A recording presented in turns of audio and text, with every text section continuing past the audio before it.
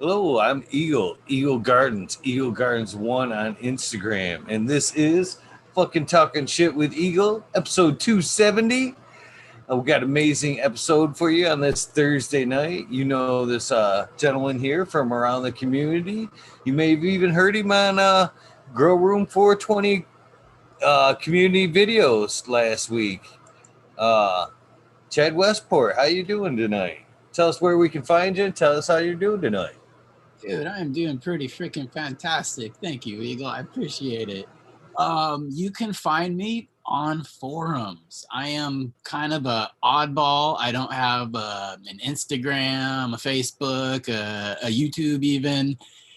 I really kind of just try to focus myself on the community and answer questions. Like that's my thing. Is I like to help new growers in that aspect, and it's a heck of a lot easier to go to them than have them come to you. So find me on some forums that, like you mentioned, that growroom420.com. I love that place. So that's a good spot to find me if you need. Right on, right on. Any chance that you're a member of the MJ Coco, Dr. MJ Coco's Coco for Cannabis Forum? There's good guys over there as well. There are. I have found some very, very freaking smart people over on that forum that I have learned from and that I was excited to bounce information off of. So yes, I am on that the MJ Coco forum. Good. Just hate to leave any good ones out there. You know, Oh, I've actually kind of got lost in the forums there for a while, man. I used to be a heavy user of the forums, and then when like kind of the big scare went down, like right around 2010, when Facebook decided to crack down and lost some of the other ones, the Dank Den and a few other ones that I was participating in, Mass Roots and a bunch of other goofy stuff was getting taken down on the daily. I kind of just got away from it for a while, and then Dr. MJ Coco came on. Was threw that one out there. I signed up for over there. I was like, man, it's. I forgot how nice the forums actually are, as far as being able to chat one on one and keeping a good grow journal for yourself. It's definitely a nice option for sure. it is. It's definitely nice to be able to catalog some of your work in that aspect and kind of have it, somewhat safe from, you're not going to get your page pulled or anything like that, like a lot of people are going through today. Yeah, there's definitely been a lot of forums throughout the history. Like the Icy Mag, I've kind of just looked through that one. There's the Overgrow. There's been a lot of the forums throughout the days, and I wasn't really a part of those. I was my life before weed has always been in my life since I was a young kid. Um, but I always kind of say my life before weed was music and audio. For a long time, I did DJing and music production and worked in that aspect. And a lot of my social media, I guess you would say, attention was focused on that. So I did have a lot of individual pages. I actually had done social media professionally for an audio company, which is probably another reason why I don't do it myself right now. Don't do anything you love for a living sometimes. But so I was involved in those type of social medias and forums back then. Didn't really get on the cannabis forums till really earlier this year. I've done a lot of work. I had a website, I had a business when cannabis was still in its medical phase here in Washington. Basically trying to educate seniors. That was my target market. You've been through a medical system. There's a lot of things that can get overstated. So anyhow, sorry, back to the point.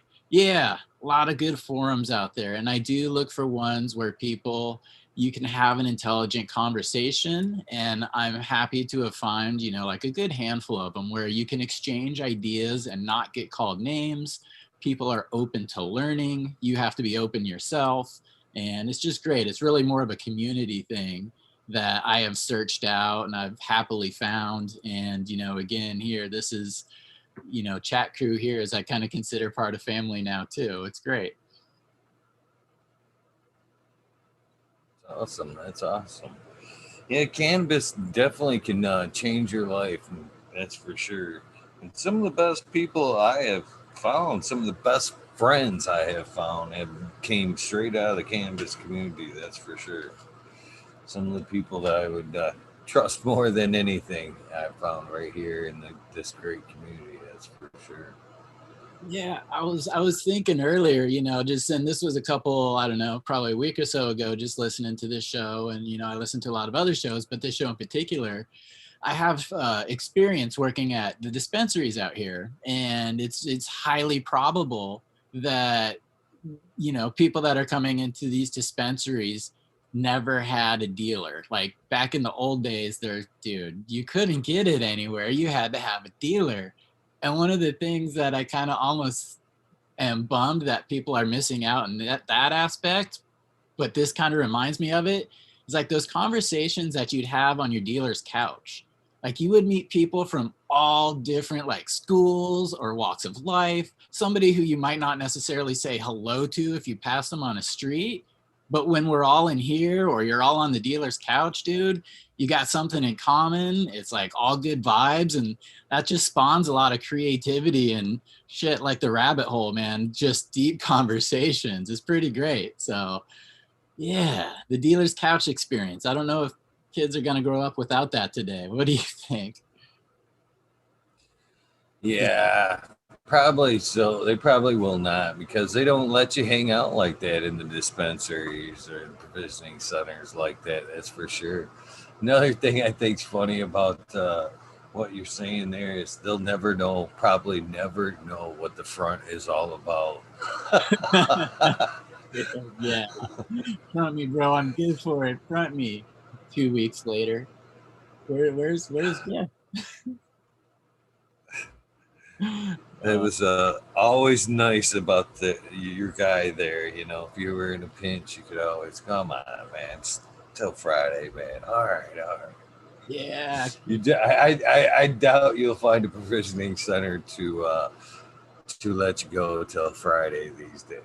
No, they don't take credit, man. Shoot. Although there were a couple times we had dollar joints where we're just like, that guy needs a joint. I'm tossing in a buck for you, buddy. But yeah, that that's a fun experience. So it's cool getting to meet all kinds of different people on the forums. And like I was saying, I like helping out. That's kind of why I seek out the forums where you can have these good conversations. But there's a lot of new growers, and especially with the lockdowns and people need a new hobby, a lot of new growers, a lot of things that people just, you don't know something until you know it. You can't fault somebody for asking a question that you've heard 1,000 times. But yeah, a lot of new growers out there. So it's fun for me. I gotta agree with Ian there. That he says the dealer's couch sounds like a good talk show name, and it does too.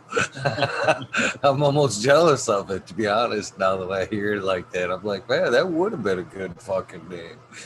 So just so you guys know, I'm launching a new YouTube channel. It's called The Dealer's Couch with Chad Westport. Be debuting on YouTube tomorrow. No, I'm just joking. Good one, Be a Ian. good name though. Yeah, that'd be a great name, man, for sure. Yeah, the conversations are fun, so I wanted to jump in here. And, I'm all happy to talk about anything. Just the Washington. It was medical. We had a really cool medical system here, and it got abused. It went recreational, and the good medical went away. I don't know. I kind of think that's how Michigan has gone as well. Yeah. So when you say abused, what do you mean? It came to a point to where if you had like a hangnail, all you had to do is basically have $200 and you could get a card.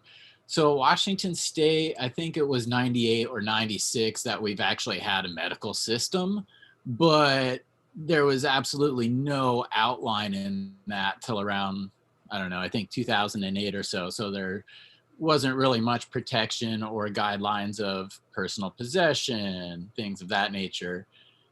In 2000, it was either 2009 or 2010, the laws changed to where you still had to have a recommendation from a doctor, but it didn't necessarily have to be a doctor. So they changed it to if you were like a RN, uh, LN, a couple different medical certifications that you can now write prescriptions. So when that happens, you saw a lot of people set up businesses overnight writing medical recommendations.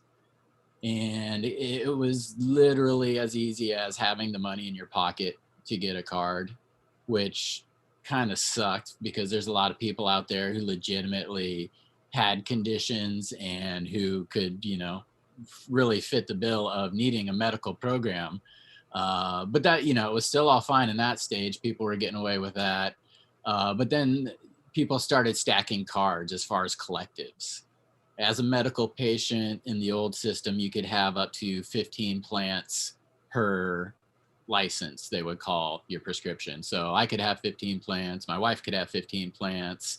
If Jim down the street has one, well, he could sign his recommendation to me. And pretty soon I have, a 2,000 square foot warehouse growing medical cannabis.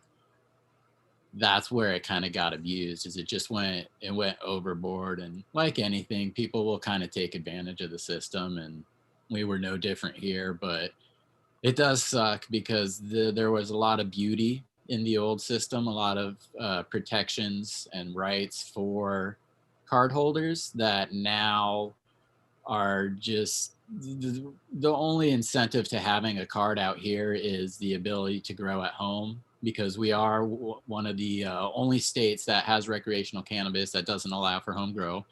So you have to have a medical card to grow. You typically get 6 plants, 15 on certain conditions, and then you save taxes at the dispensary.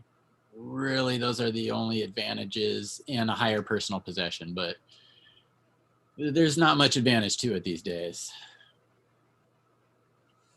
In that aspect, I could say, yeah, kind of. We've abused the system a little bit. It is kind of easy to get a card, a little bit, but kind of funny to say. But the last time I went in to get mine renewed, it was in like a dispensary, a provisioning type center where they were renewing patients, and the the position that I had that day fucking made it any. I know for a fact he was popping people in and out of there like all day long, and there was just something. I have, I'm bald. I have maybe in some people's opinion, some cop features, if you will.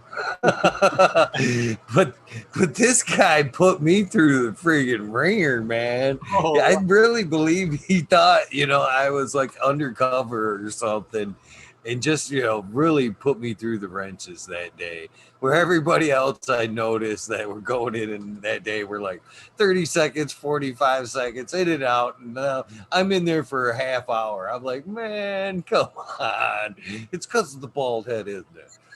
that's funny too. You probably made that guy sweat. He clinched the second you walk in the door. He's like, I've been waiting for this day. Oh, you could pretty much, yeah. That was the look he had on his face, and I'm thinking just the opposite. Come on, man, can you get me out of here real quick? I've been in line all day. But Right. yeah, it was. I almost felt violated because I knew everybody else. I was like, well, why am I being picked on? It's just being respectful of your time. Yeah, I always kind of chuckled too. Every year when I would get it renewed, it was a new business name on their license. But hey, I wasn't gonna ask. Yeah, I actually had it pretty good there for a while. I actually didn't even leave the house for many, many years to go get mine. I actually, in 2008, here in Michigan, I helped start the CRI, the Cannabis Research Institute. And it only went for about a year, year and a half. And that was for here, it was way, way ahead of the game. It was one of the first places here in Michigan that offered like a farmer's market. We had a doctor, we had a game room on Fridays and Saturdays. Well, we always had like a dispensaries like farmer's market, where the caregivers could come in and do their thing. But on weekends, we had it set up to where you could actually bring in like clones, and it was like a real kind of like farmers market. And we had a workout area and some other stuff, but in the end, the township fought us tooth and nails, which created a lot of problems with everybody that was putting it in there. But we had a doctor that was associated with the club there, and then from then on out, it was I just actually had him come to my house, and I would do like small groups at my house there every year. And it wasn't until I kind of moved up here that I actually had to start going down to him. But actually, the last time he offered to come up, but I can't remember, just didn't make. It was had a tough time getting the group together, so I ended up just kind of popping in on somebody else. But yeah, it was a pretty sweet deal there for a while. That is cool. That was something that I would love to see. We never had any of the social aspect to it up here. There's never been really any clubs that you could go smoke at. Vancouver, BC, that's the closest place where you could go up and smoke in a cafe and do all that stuff. But the old medical system here, you kind of mentioned there, a true like farmers market where you could go pick up cuts and stuff. That was another thing I loved about the old system, and that's where I got a lot of my cuts. A lot of my strains was from the medical dispensaries. They had just a great selection too, and this was 2010, so it wasn't I'm not trying to like offend anybody, but it wasn't cookified yet. There's no cookies into anything, so it's nice to have a lot of things that were kind of pre that timeline to play with and to work with and to still grow and smoke. I enjoy that stuff. Very down, very down. Do you have what? Well, I didn't even ask you. Do you have some cannabis you're fixing to chief on over there? As I'm thinking about rolling someone up myself. Yeah, I do. I actually loaded. I've got some pre 98 Bubba Kush that I bought at a store. That's not one that I had myself, but standing by, I've got some Afghani one that I grew myself. So might toss some of that in too. That one, that's fun. It's a older type of weed. It definitely, I don't think it has as high as a THC percentage to it. It's not as loud as you'd say with the terps, but it definitely has a good stone to it. It has kind of a behind the eyes punch to it, and I dig that. So I'm into the older stuff in that aspect, and trying to see what it's going to do with some of the newer stuff, and play mad scientist. Fun things, fun times. How about yourself? What are you smoking on tonight, Eagle? I am smoking on a little bit of Starfighter. It was the last one out of four. I'm almost, it's not bad, but I had high hopes. I got a soft spot for the runts, the misfits, I guess, if you will. Yeah. And that's what this one was, man. She took forever to kind of come up, and she was just when she pushed her way up, when she was like 6 inches tall, you could just tell she was going to be a bush. You know what I mean? Which was total different structure than the other three. And I thought to myself, oh, you're the special one. I'm going to keep you. Yeah. So the other three came and went, and they were happy. Well, they were decent. I wasn't going to brag about them or nothing, but they were decent. But I still had hopes about the old short bushy girl there. And I put her into flower, and I was all excited. She had pretty much exhibited all the traits that I would look for in a nice keeper. And then I pulled her down about a week and a half ago, and it was like, Every everything was pretty, but man, there was no like keeper traits there. I mean, she wasn't like super frosty. She Yeah. tasted all right as far as the buzz goes. It was like I was just waiting for a creeper. You know what I mean? It never happened though. It never happened. So now rather than pass it on to my patients. I'm just gonna cheat the fuck out of it. Just get her Yeah, going. yeah, it's good to roll that stuff up and have a little bit of fun. That's another thing that was cool about having like a med card, and with that limit, you could produce a little bit more than you need, so you get the opportunity to play around to make like, well, I want to try a tincture, I want to try candies, I want to try whatever, a freaking hair straightener with some, oh god, I can't even think of the paper name now. Not the wax paper. I don't know why I'm blanking it. Probably because I'm smoking. But Parchment. The thank parchment. you. Yes, you're free to like screw up some weed if you want to, which is nice. Yeah. I was actually sitting out there at the kitchen table earlier today, and I've got, some trim and some baby nugs laying around. I was thinking about making some hash, and I was thinking about fucking ice and all that good shit. And I thought, uh, fuck, I don't need no ice. I was thinking to myself that, hell,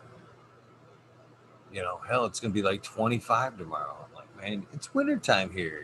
All I need to do is fucking put the overhauls on and fucking go outside and make hash Yeah, is all I need to do. And carry the so I bucket. think that may be something I do this weekend. Just set up on the back porch and fucking just make some really outdoor cold hash. See how that turns out.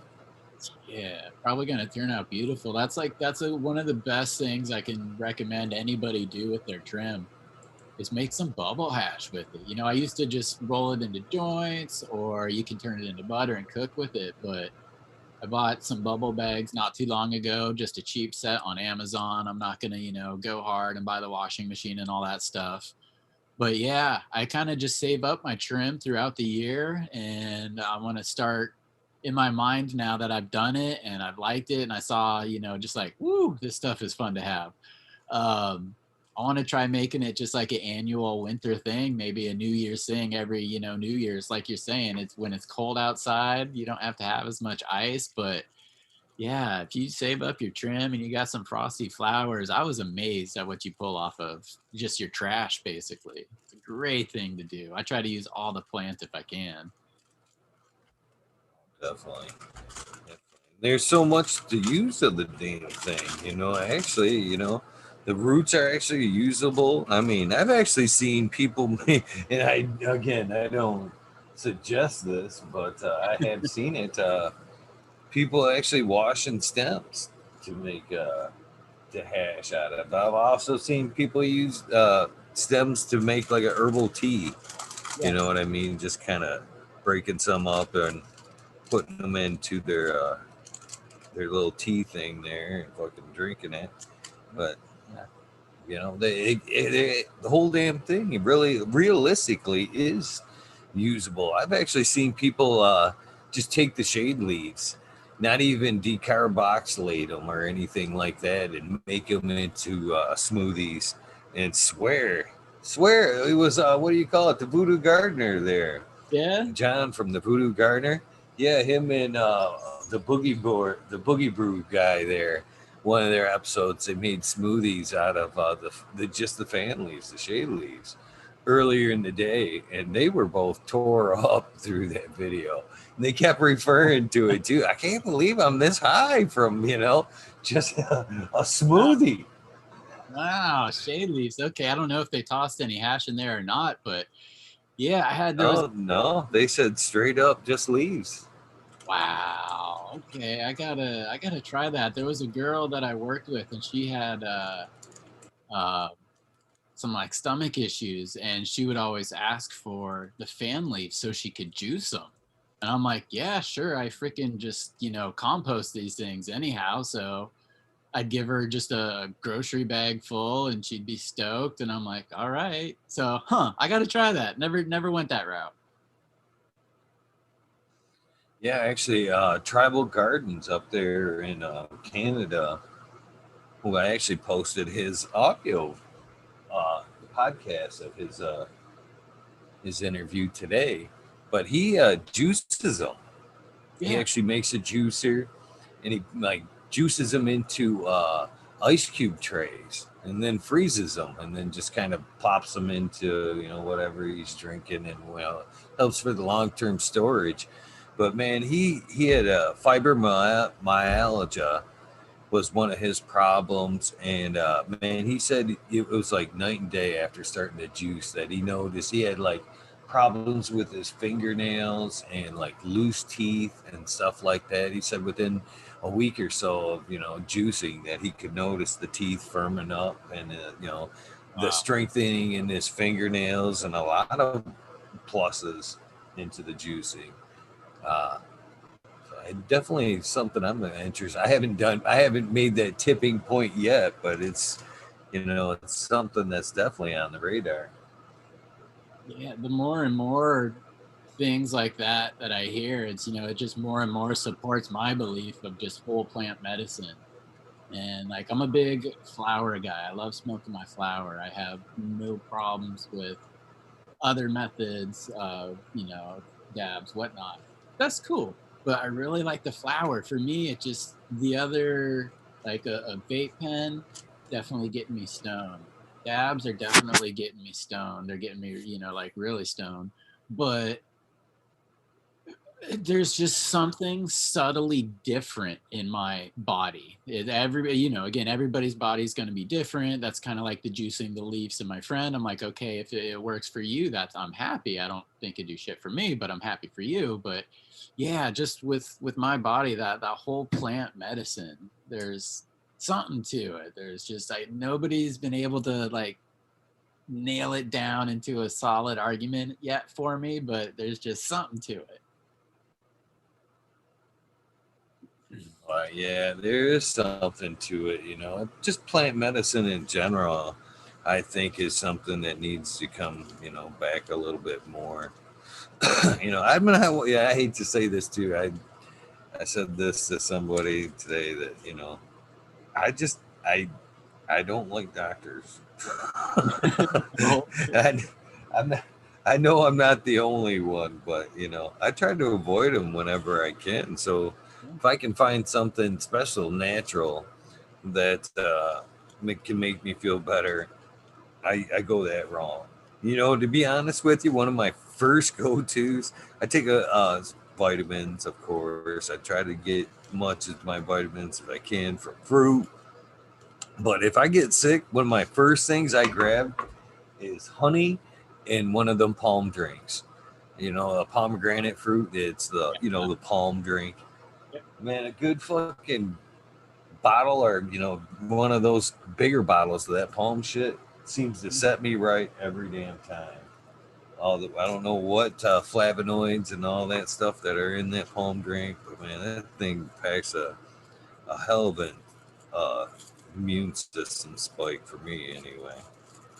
Tends to knock whatever out. almost kind of like growing plants in your body. It's like you take it to the edge and it starts to let you know. And then, fortunately, through experience, you've got the right knowledge to add the right thing at the right time. But yeah, the body and the plant are pretty similar things as far as how you can approach their health. A lot of people, it's great. Um, organic living soils, the permaculture. Shout out to GMO worm bins. But yeah, it's exciting to see a lot of that. I haven't myself figured out how to incorporate that into a 5 gallon container that I use for 3 months or 4 months. In a bed in bigger I do stuff outside for my carrots and my veggies and all that. And if I had larger land, I would definitely be working more of the permaculture food forest um, type setup. But I want to get there indoors in my little container that I don't use for that long. So that's a hard one, but it is fun hearing a lot about that. I know you've been talking about that stuff lately. Do you what are So you I, go ahead. I'm sorry. Oh, no problem there. I was just finishing up a rambling thought there about how I'd love to get into more organic stuff, but try to kind of find it on a smaller scale. I right now am I just do a regular soil. There's a little bit of cocoa mixed in there. There's perlite. It has some amendments in it, but I bounce back and forth between a few different feed systems based upon which run I'm doing or what plants I'm doing. I didn't know what you were doing there, or I don't know. Have you gone the organic route yet? I'm dipping my feet back in there a little bit. Usually I'm in cocoa and salts, but Smiley's Gardens, of course, you know who Smiley is.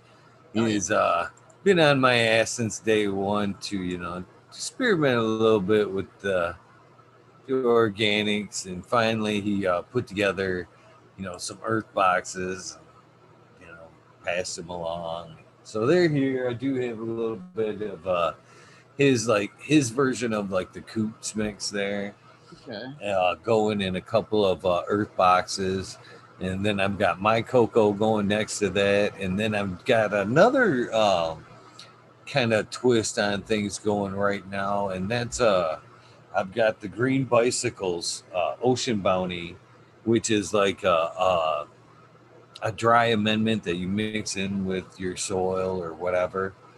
And so I mix that in with my cocoa, and it's pretty much a water only type setup, all pretty much organic inputs. And so I'm running those three side by sides, and the two organics on each side there, that both the green bicycles and of course Smiley's makes are looking pretty good. I definitely have noticed some difference in the structures of the plant versus the salts that I'm running, but I'm very interested. I'm kind of right there with you. If I can actually figure out how to, keep everything in rotation and, fit it into the schedule the way I can with Coco, yeah, I think I might be all in. It's just that converting that over without a hiccup in the schedule that may be the tough part for me. Yeah, and that's dude. That's cool that Smiley's got a mix going, and actually, that's how I've loaded up the YouTube page to try to get to the chat, but I haven't actually clicked on it to load it up. And Smiley's last episode is sitting here, so we were talking about the organic, food and how it treats into your body, and that I saw him sitting there, so that's how I got onto that topic of asking you. But thank you for actually sharing with me what you're doing, because I like to get everybody's input. There's so many ways to do it. There's actually a lot of right ways to grow this plant. There's definitely agreed upon wrong ways, but there's a lot of different ways to do it. And I kind of come from like three minds here. Is, like I said, is I like to try to help a lot of people, help a lot of new growers. A lot of times what I'll recommend for them isn't something that I would necessarily, well, I don't know. Here's like a good argument. A lot of people like cocoa and love cocoa. I personally think that maybe soil's going to be a little bit easier, a little bit more forgiving up front for a new grower, just because it doesn't have the same feeding requirements. You don't have to be as spot on with your nutrition. You still need to be able to read deficiencies or toxicities in a plant, but you're more likely going to see something in cocoa if you don't know what you're doing than soil. So I the three mindsets is, I always try to think of like the person starting out in mind. I try to keep it as simple as possible. You don't want to overload people with all the variables and, different things. You want to talk about humidity, and then we'll move on to BPD. So I come one from like the beginning mindset to the mindset of like what I want to do for myself. Right now, it's Washington. You can't vertically integrate, and there's limited licenses in this state, so I'm not able to do things on the scale that I want. I still have the medical card, and I'm able to still keep progress moving forward for myself. um, but if we were able to vertically integrate craft cannabis in this state, and unlimited licenses, that would be great. So I'm thinking about that mindset as well. A lot of the things that you do at the home level, or in like a 4x4 or a 5x5 tent, that stuff doesn't necessarily translate to a 20x20 room or larger. So I try to think of that mindset too, because I'd love to, have like 30 plants. I'd love to be craft cannabis. Ultimately, if we had federal legalization and everything was freaking peachy, I would love to do craft cannabis and have a roadside stand. People will come for good stuff if it's good. If it's not, so what? Um, so I try to think of that, things that I could scale to that level. And then also having the commercial experience here at a really large indoor. There's a lot of things that I try to, I try to think at that level too. I mean, wouldn't it be fun one day to be involved in something that I almost want to say that is that large, but still has a soul? I don't know. Maybe that's just a pipe dream, but I'd love to find the company that really is passionate about what they do and they believe in the end product consumer and do everything right. We'll see if that happens, but I figured it would be cool. So I always try to keep my mind in that world too, because again, I had that experience working at a couple places here. I went to school specifically for a sustainable ag degree to have something that looked good on paper for these people. There's a lot of knowledge out there, a lot of things the traditional agriculture has been doing for generations that the weed industry is now just like, hey, latest and greatest.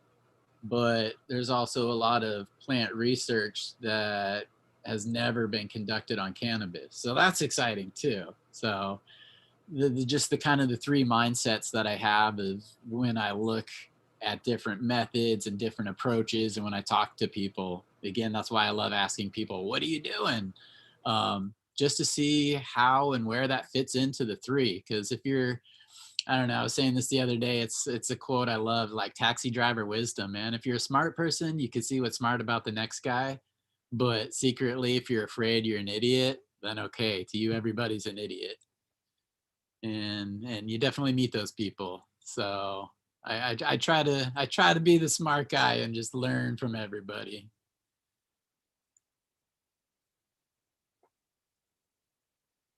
Well, that's a good way to be honest with you, because everybody has something to be learned from. And that may be a lesson of something to do good, or that may very well be a lesson in something not to do. You know what I mean? But there is most definitely something you can take from everybody. That's for sure. And good or bad.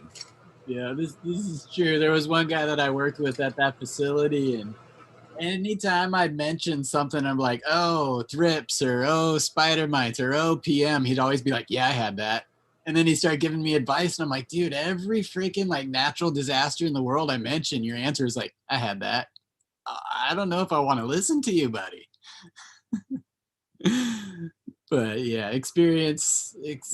You've got to make mistakes to learn. And I don't know. To me, deficiencies is kind of one of the things that I've had to learn a couple of times, because a lot of times deficiencies look like everything else. So Yeah, that's for sure. You know, that's one thing that I've actually want to. I like to preach when I give advice, which is very not often. um, is if you're really serious about growing it, that is to learn how nutrients work. You know, how they're being uptaken in the plant. You know, if they're mobile or immobile nutrients. You can, if you know, understand how they work and how they're being uptaked, and you can diagnose what's going on with your plant a whole lot better than you know yeah, if you have no idea on how the nutrients are working in your plant, you can be chasing bugs, You can chase this, you can chase that, but if you've got a good grasp of that, then you're way ahead of the game on knowing whether it's a deficiency, a bug attack, or whatever, or Yeah. both. Yeah, and those are the things that experience can bring you. Knowledge is one thing, but experience is another. I think if you combine the two, then that's great.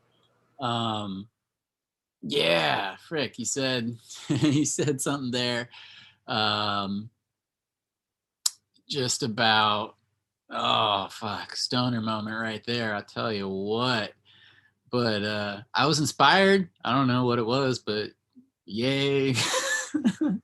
People making mistakes and learning. Yeah. Shit. Derailed. Sorry, guys.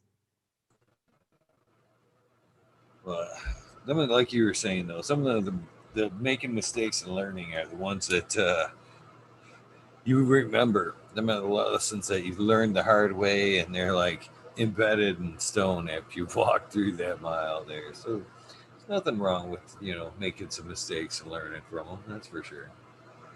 Oh, you brought it back for me. You did inspire me, but you mentioned the mobile and immobile nutrients, and that is totally spot on. That's kind of how I start out the conversation. I'm like, okay, well, is it on the top of the plant or is it at the bottom of the plant? Just kind of generally start to figure out that process of elimination. It's all, that the scientific method, but there really is. There's like definite approaches, established approaches that you can use to identify things. And a lot of times when you demystify something by just giving the approach, like again, okay, look at the top, look at the bottom, where is it on the plant? Okay, is it going from the tip of the leaf to the base? Is it going from the petiole to the tip? Is it in between the veins? Is it yellowing? Is it spots? Is it necrosis? What is it? But yeah, you follow that, just kind of the chain of command, for lack of a better term, of how to diagnose your plants, and just that in itself can lead to easier answers, because like we were saying, it's overwhelming. A lot of this stuff looks similar. I was kind of a recent example, just myself, was I was feeding, probably I had, it looked like a little bit of a magnesium deficiency, and so I was treating that with CalMag, and the abundance of calcium, going back to what you were saying, you really need to know how these things interact in the soil and with each other and in the different pH ranges. But I was adding extra calcium. It was in the CalMag because I had what I thought was a magnesium deficiency. So I was adding the extra calcium, and with all the extra calcium I was adding, it wound up locking out the potassium. And that is something that, definitely possible, definitely happens. The initial effects that you see from it, it looks like a little margin burns on the edge of the leaf. That also kind of looks like a magnesium deficiency. Some intervenal chlorosis, where it turns yellow in between the veins, matches both of those as a deficiency. But you get a little bit of tip burn, and kind of the thing that it took me a couple attempts to figure out was the tip burn. You get a little nutrient burn. It's maybe just like a centimeter or two on the tip of the leaf. But with the potassium, it's going to go a lot deeper than that, and it will actually kind of turn brown. Depending upon how long you let it go, it can go a lot further down the leaf. So that was my experience, and this was soil. Again, it wasn't cocoa, so I do know cocoa in general is going to take a little bit more calcium requirements. LED, I haven't really seen the science for it, but I believe it from enough people that LEDs, you're going to use a little more CalMag as well. But in soil, yeah, just kind of watch the calcium. Could lock up your phosphorus or your potassium there. So like you're saying, it does all have an interaction, and you got to learn and just learn how it works together and the experience of it together. So pH problems are probably the most common, but yeah. You know, uh, We got way ahead of ourselves here, Mr. Westport. We got way ahead of ourselves here. You know, we need to double back a little bit. We need to All double right, back. I'm sorry. So let's start back from the beginning here. When did you actually get involved with the plant? You know, when was that first time? You cannot come on here and not tell me about your first time. Right. My first actually like seeing weed, touching weed was I was in junior high. I was in the eighth grade, I'm pretty sure. This kid that I was buddies with, he wanted a Zippo I had. So he's like, hey man, I'll trade you the Zippo and give you a bud. I didn't smoke pot. I didn't know what pot was really at that time. I'm like, yeah, whatever, cool. And so we traded that, and then we're at school at the time, and we're in the bathroom, and then we're walking out of the bathroom right as we did this, and the principal comes walking down the hall, and his little brother looked guilty as hell, ran back into the bathroom, just basically like made a scene. So my first actual experience with holding and touching cannabis, I got busted right away. Wasn't off to a good start. But I smoked it for a long time, since I don't know, God, since I was like 14, long time. But as far as the plant goes, um, 2010 is really when I started with a purpose as far as growing any kind of plants. I started out like a lot of people. Um, I had a limited budget at the time, but I had just got my med card and I had the authorization to do it. So I'm like, hey, I'm going to do this. Had some bag seed, had some CFLs, had an extra bedroom in the house I was living at, but I wasn't thinking industrious at that point. I just emptied out a little closet and put some plants in there and didn't really do much more than that. I just kind of watered the plants, and I learned that you had to change the lighting cycle to 12-12, and then it would flower, and that's really kind of what I did. So it was 2010 when I got started growing kind of with a purpose. Um, I'd say it took me a couple of years to figure out that, yeah, I really enjoy this, the medicine that I was providing for myself. It was better than what I could get elsewhere. Well, there were medical dispensaries, so that stuff was good too. But then I just really kind of started to take it on and learn it for myself.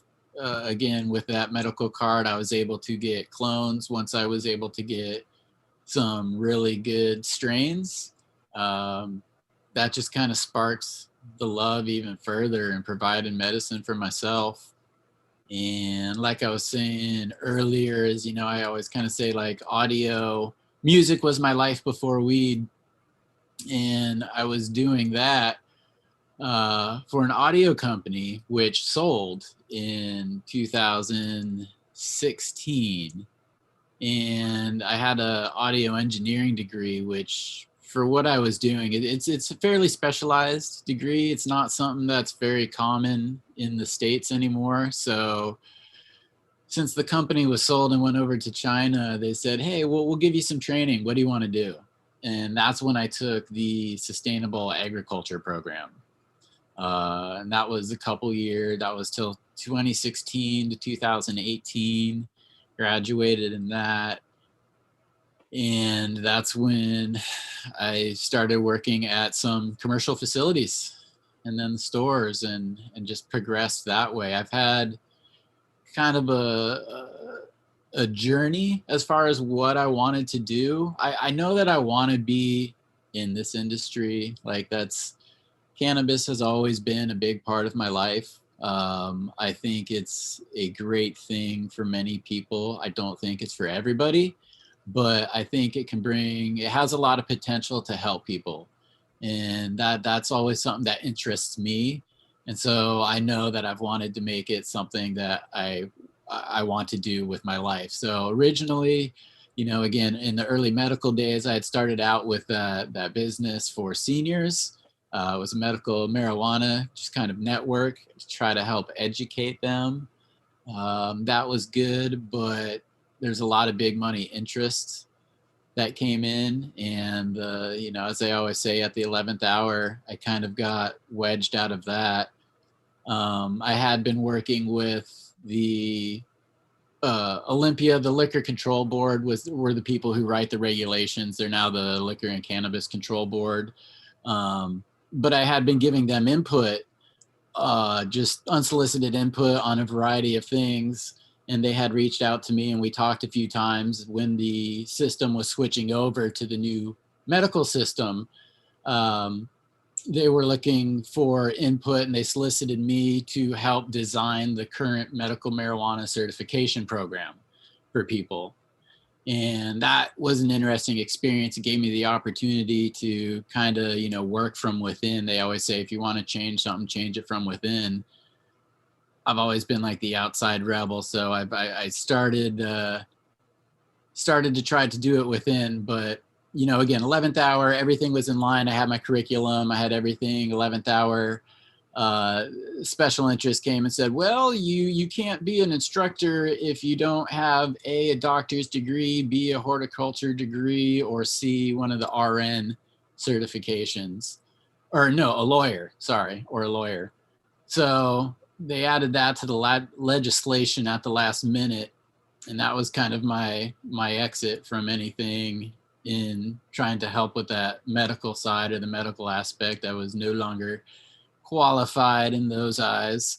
That's kind of how Washington has gone. And I know I'm getting long-winded here. I'm sorry about how I came to the plant. But just to kind of cover my overall journey with the plant is, I used it as a kid for recreation, but also medicine, unbeknownst to me, helps with a lot of things. And then as a medical patient, I started out with the education, got kind of pushed out from that side, and then went into the mode of like, okay, well, I want to be a grower. I'm gonna go get this education. I want to grow. I want to breed. I have all these things I've done. I have these ideas, and I love marketing and I love business. So I looked at these things. It's not realistic to get a license in the state. There's only a limited number. They've been spoken for many, many years. There's a few that are available on a secondary market. So if you do want to get involved, you can pay the fees, but you can't vertically integrate in this state. So I can't grow it and sell it to the consumer. I have to give it to a middleman, sell it to, the dispensaries or whatnot. And I just don't like that model. There's also what I always kind of refer to as the Amazon model. Which is one of the companies that I worked for, not Amazon, but the company that, dude, they could lose money for years on end and they are perfectly happy with it. So there's a lot of big companies out there that are happy to lose money until you go out of business. And in the meantime, they've been gaining market share and, reputation from having cheap prices. So there's a lot of that in Washington. A lot of the licenses have gotten consolidated. There are no craft licenses. There are no specific breeders licenses. I was saying the other day, if I could get a dedicated breeder license that allows me to run 200, 300 plants, but I have to turn over 98% of my harvest, I would do it in a heartbeat just to do a bunch of pheno hunting, kind of playing around with cannabinoid profiles and whatnot. So that doesn't exist. That was kind of my second life in cannabis and my relationship with the plant. So I was like, okay, I'm going to be a grower. I want to get the medicine out there. I'm going to breed. Dude, that's not realistic here in Washington right now. I could go to Oklahoma, which would be awesome. Oklahoma sounds like I could do everything that I wanted to. My wife would kill me. So Oklahoma's kind of out, but we'll wait for everything to change and it to go federally legal, and we'll get the blessing and I can open up my craft cannabis and sell it on the side of the road. And if nobody shows up, that's fine. I'll work some different strains, but I've just been working different things, working different strains. I want to have things that work personally for my body the best. That's really what it's about. But I know there's things that can help other people. And I also believe that's one of the things Subcool was really, really big about, was medicinal strains and trying to find the right profiles, terpenes and whatnot to help the people that he worked with and people he knew. And then he brought that to the public. So, again, that's something that I would love to do. But it's my journey with the plant and my is really come full circle. Is I'm back to, I just want to help people grow. I just want to educate people. I looked at doing the educational aspect before on a professional level. I think that's being done well enough out there right now. I don't think anybody needs that right now.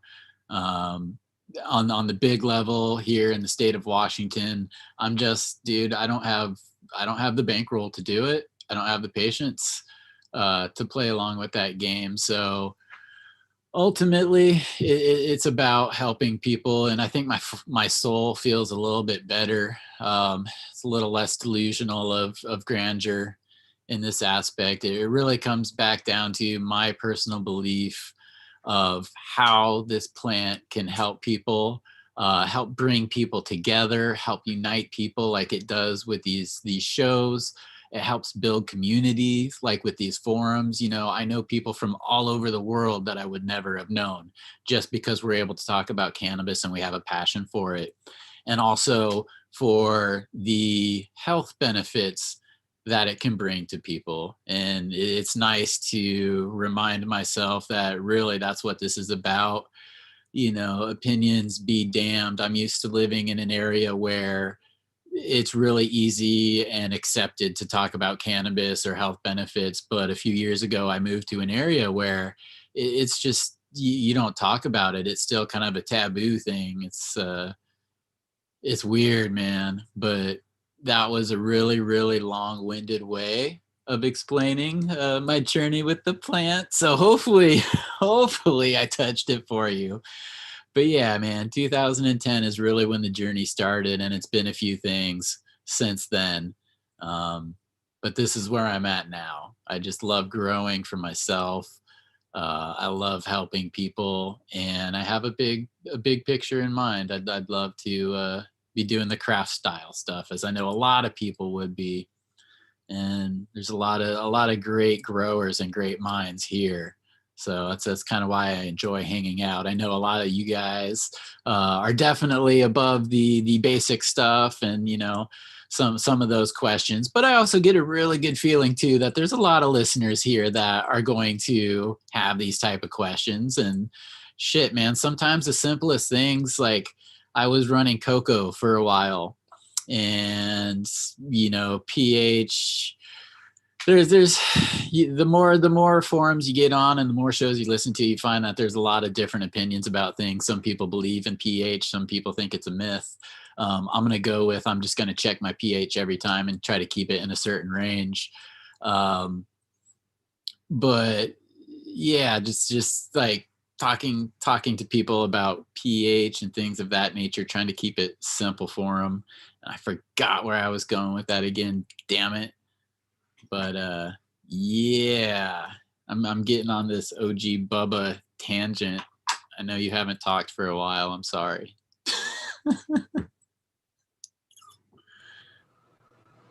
No worries, no worries. That's what it's about. This is your episode. That's what they're here to hear. They want to hear you Hey. ramble tonight. So no worries, no worries. Yep.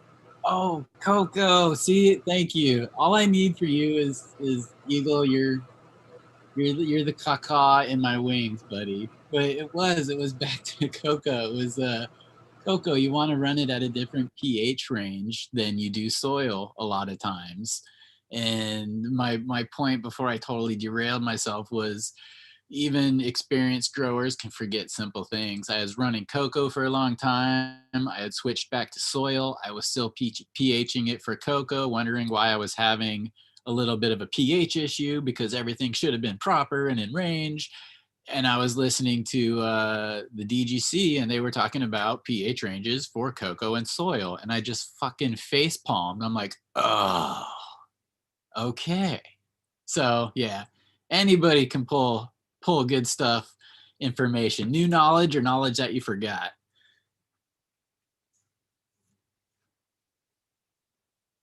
Right on.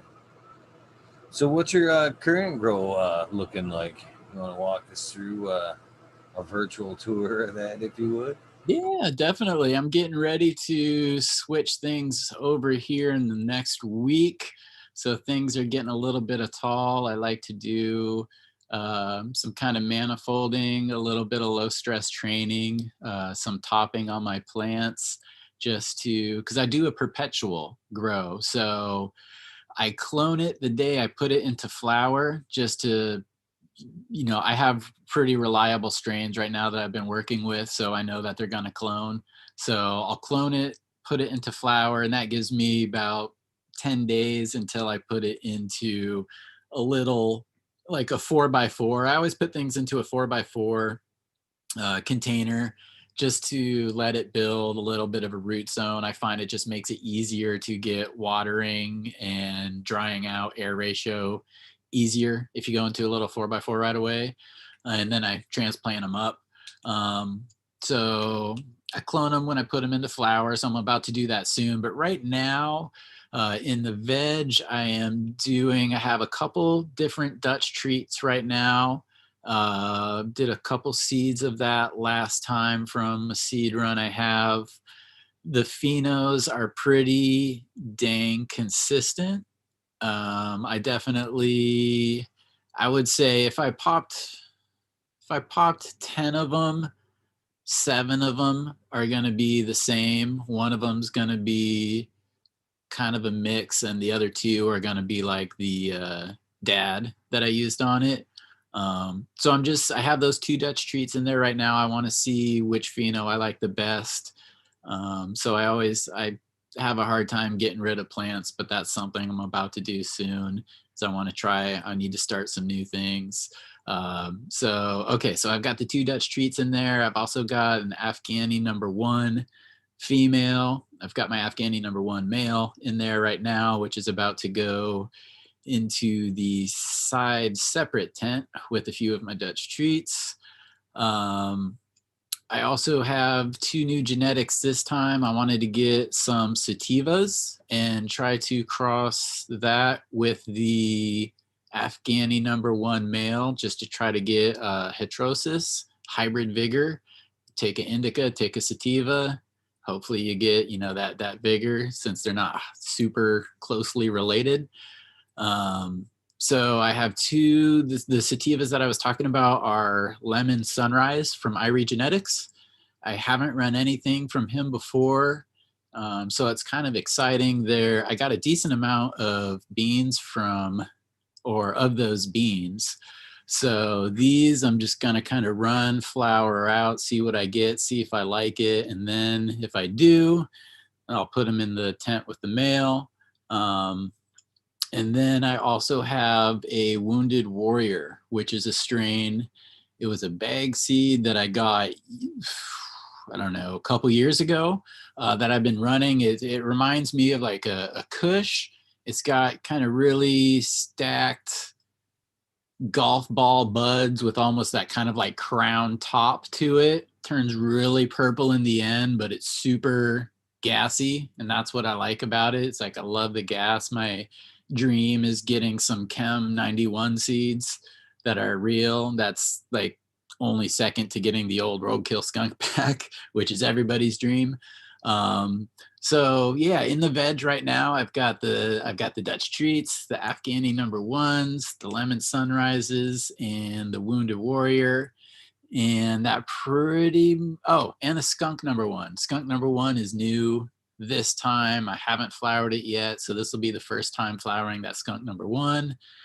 Hopefully I get something skunky, but it's pretty much through veg, and I'm not really pulling a smell off of it yet, so I don't have the highest hopes for it. We'll see.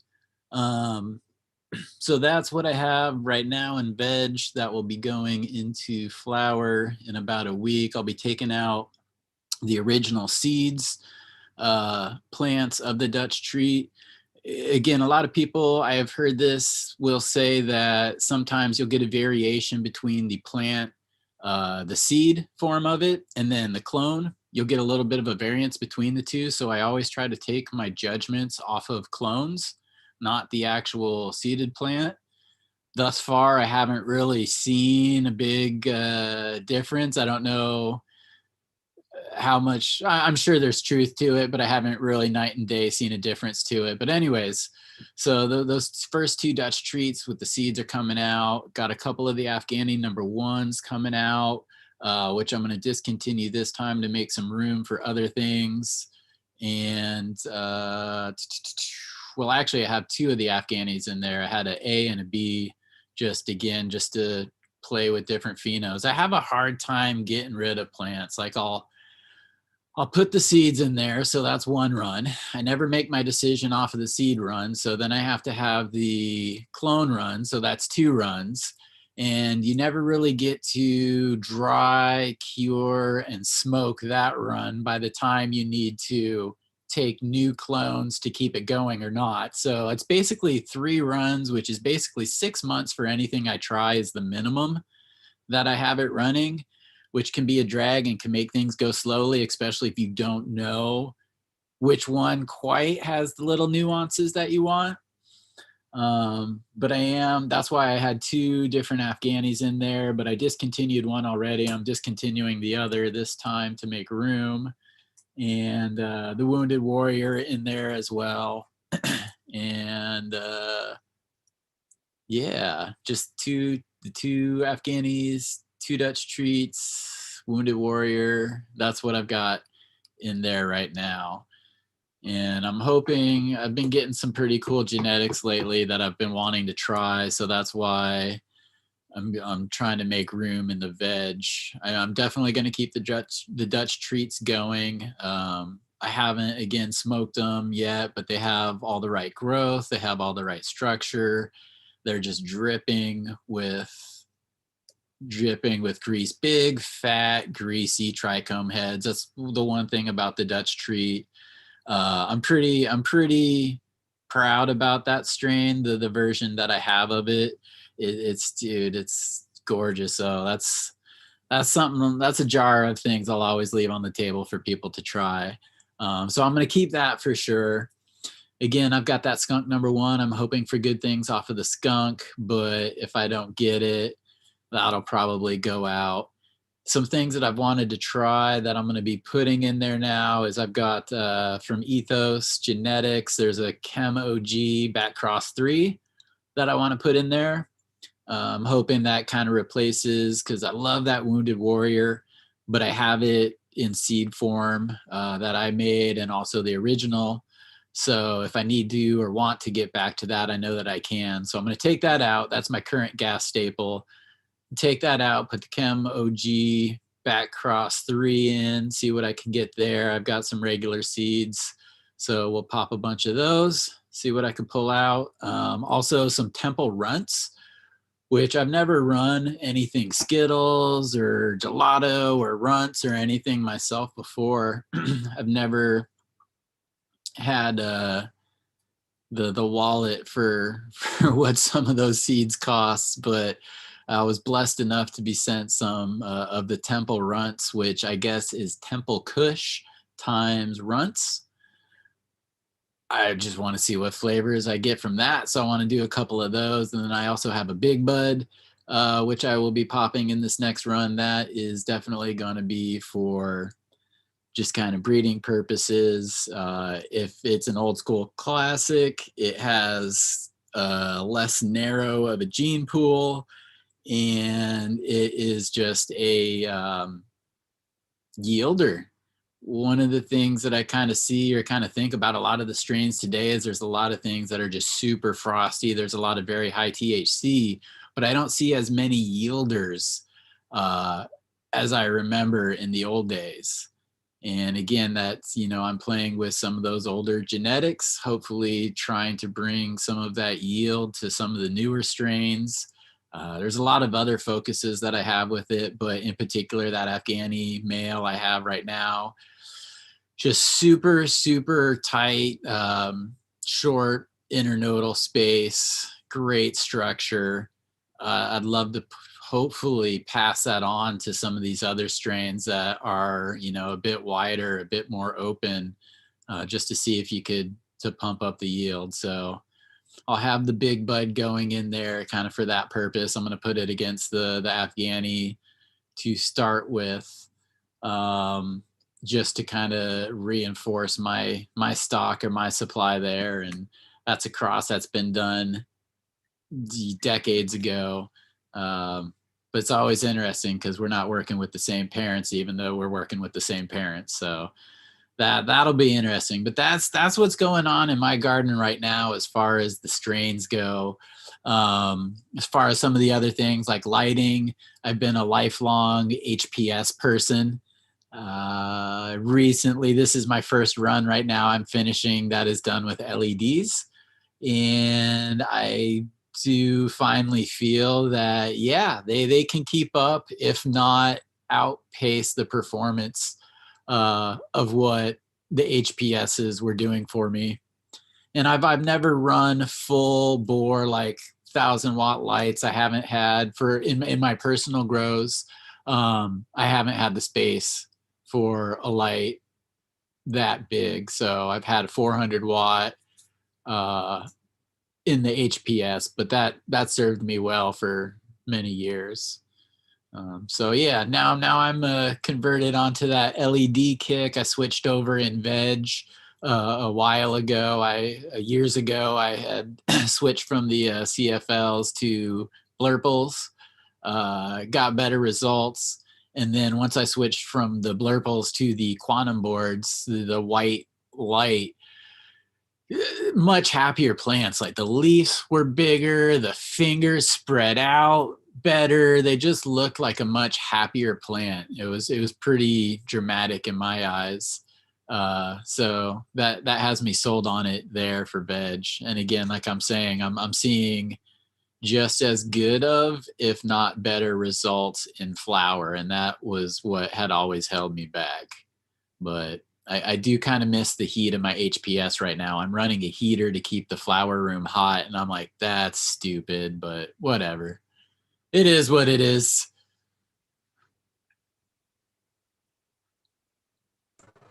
I definitely feel that the LEDs have came that far. I'm ready to take them down. It's just a matter of being able to. I've got 4 HP 1,000 watters kicking right now to replace all the all four with equivalents. Is a nice hunk.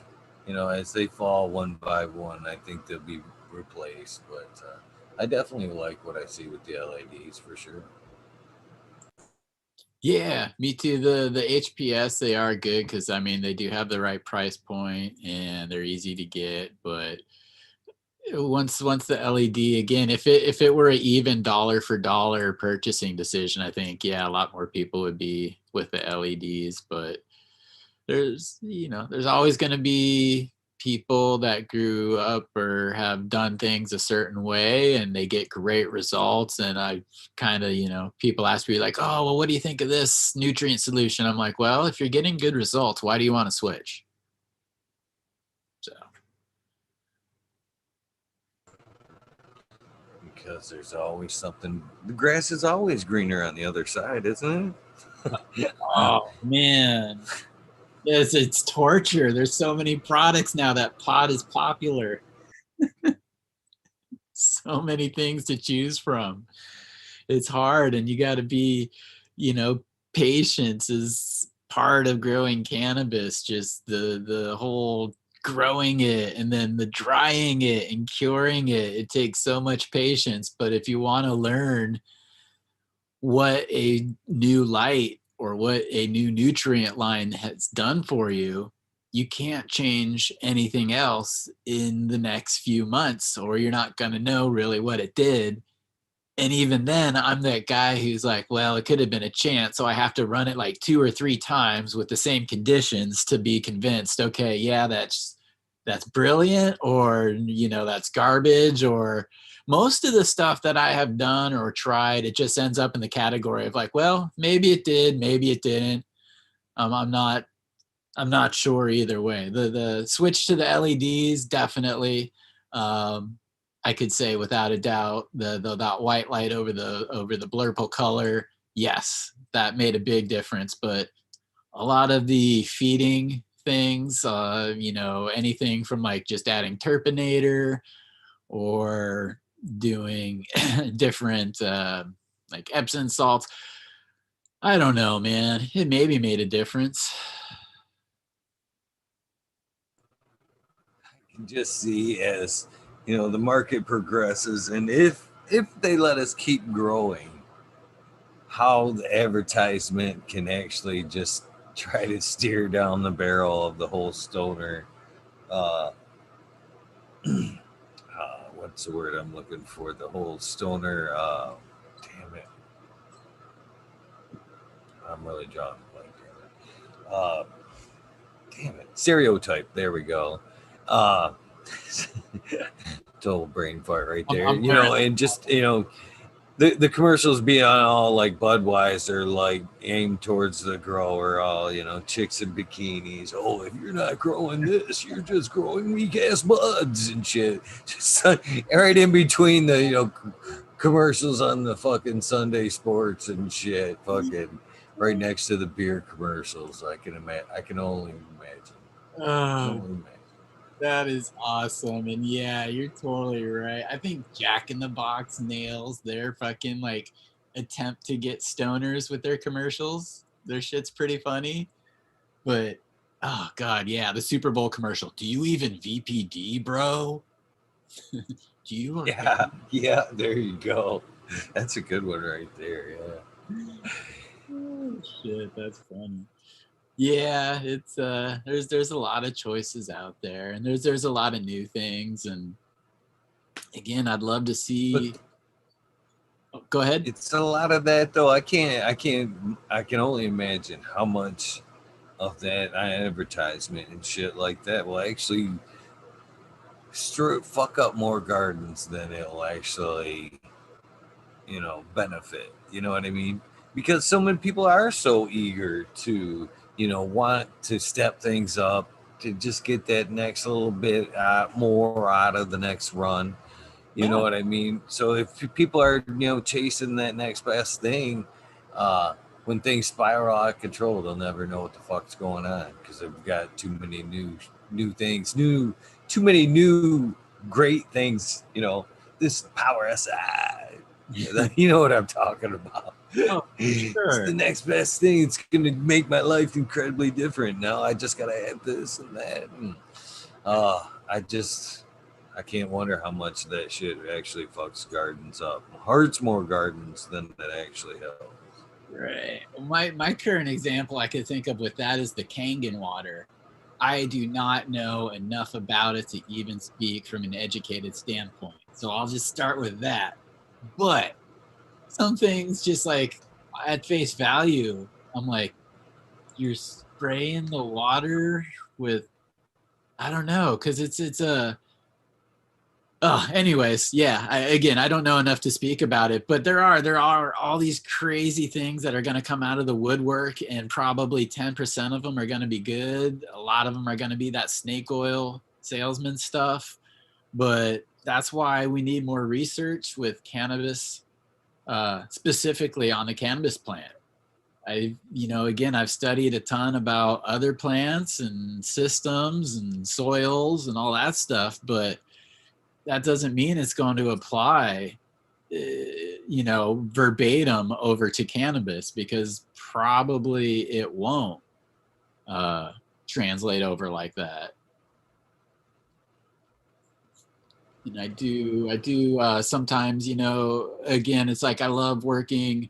I feel confident speaking and helping the beginner growers. Like there's a lot of the basics and the principles and the foundations I'm confident in talking about that all day long.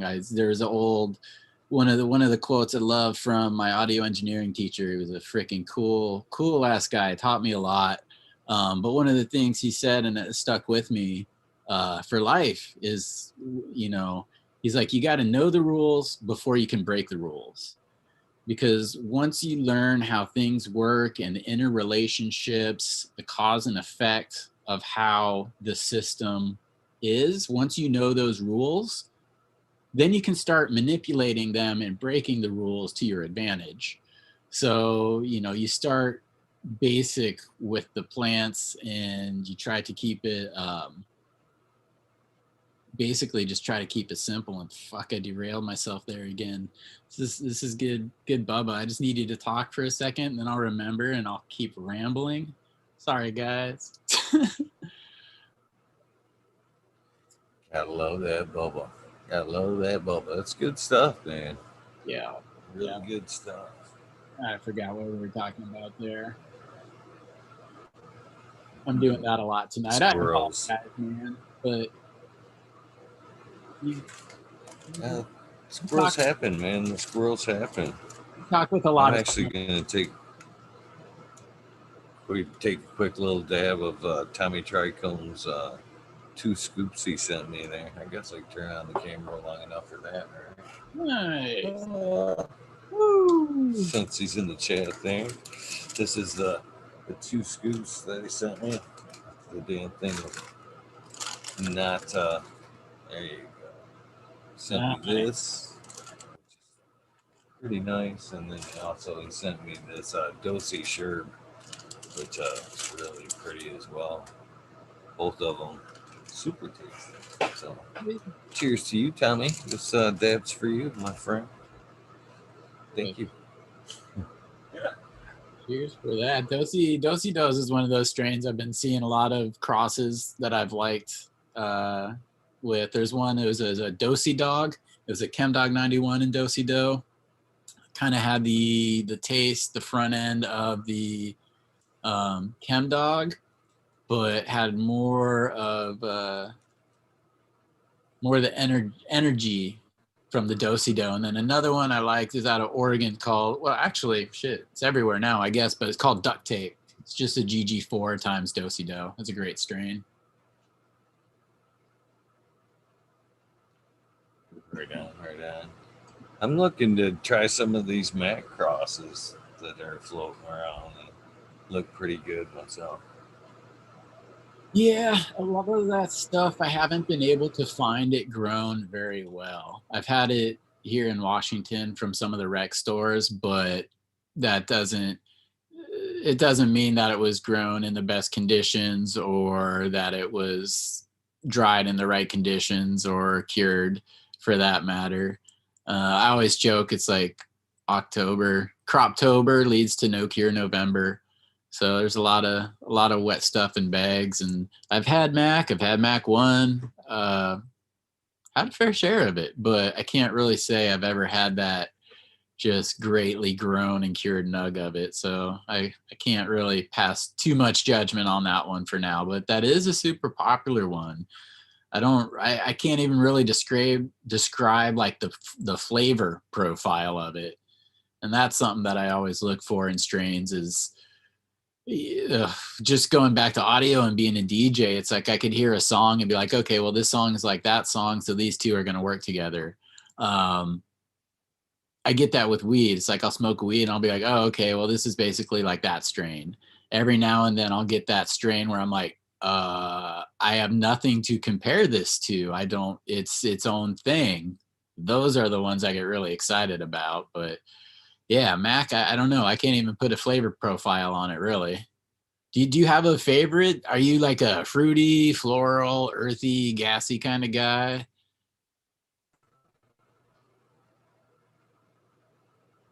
I like the jet fuel, and the pines are among my favorites there.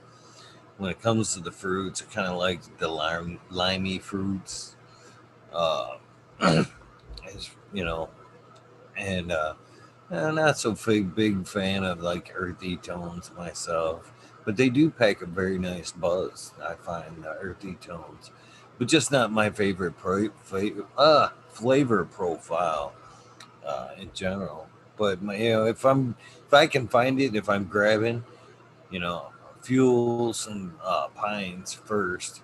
Oh, I do the holy grail too. I guess I forgot that. If you could ever come across some, roadkill skunk, that would be obviously my first grab, Yeah, yeah, followed by the other two. But that one's like never, you never get to find that. So it's usually the fuel and then pines if I can get them.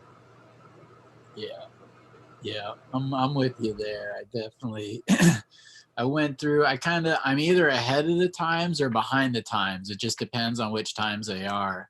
Because for the longest time, when a lot of the OGs and the cookies were really popular, I was really into the fruity stuff, and that I can attribute to me getting my hands on some TGA genetics and a few other things. So I was really into fruity when the gassy and stuff was cool, and I was a little bit ahead of the times there. But now that a lot of the market, at least out here, wants that the terps, the flavors, the taste, the fruities, I'm kind of going more back towards the fuels and stuff like that. So I've gone from being ahead of the times to behind the times, but everything is a big rotating revolving door, whether it be music, fashion, or taste in weed.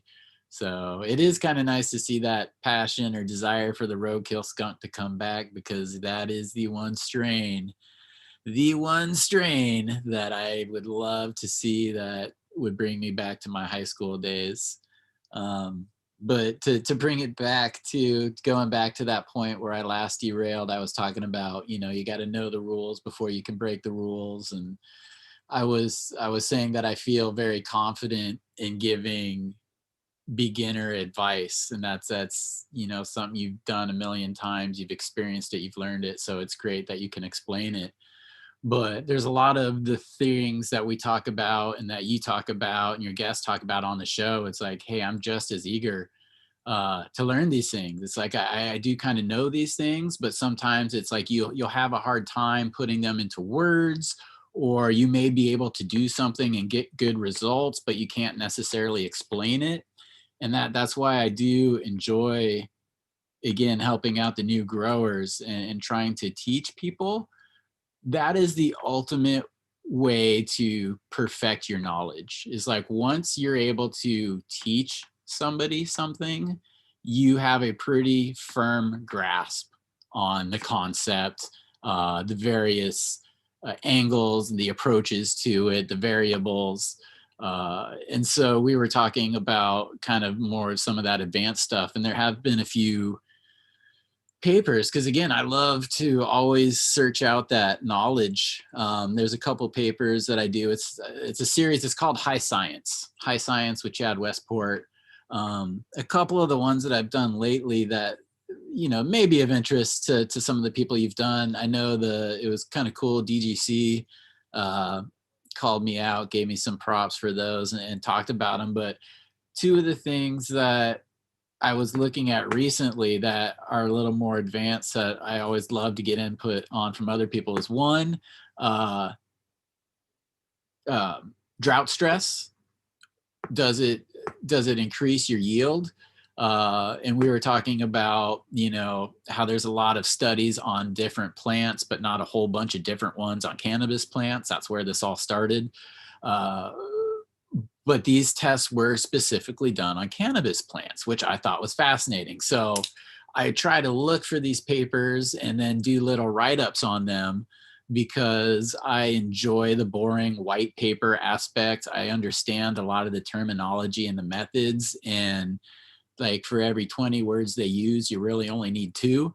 So I like doing those high science articles. And this one basically broke it down. It's like, will drought stress increase your yield? That's something a lot of people talk about on forums. In a nutshell, yes, it will under these circumstances. And by talking about yield, they're meaning secondary metabolites, so cannabinoids, like your percentage or amount of THC is going to increase, but you're not going to get a weight difference. which was actually kind of amazing. It was essentially the last 11 days of this plant's life. They took it to 54 days. It was a CBD rich strain. So it was a drug type 1 chemovar 2, which is how they classify things in these studies. They don't really say indica or sativa. They drought stressed from day 39 to like 52.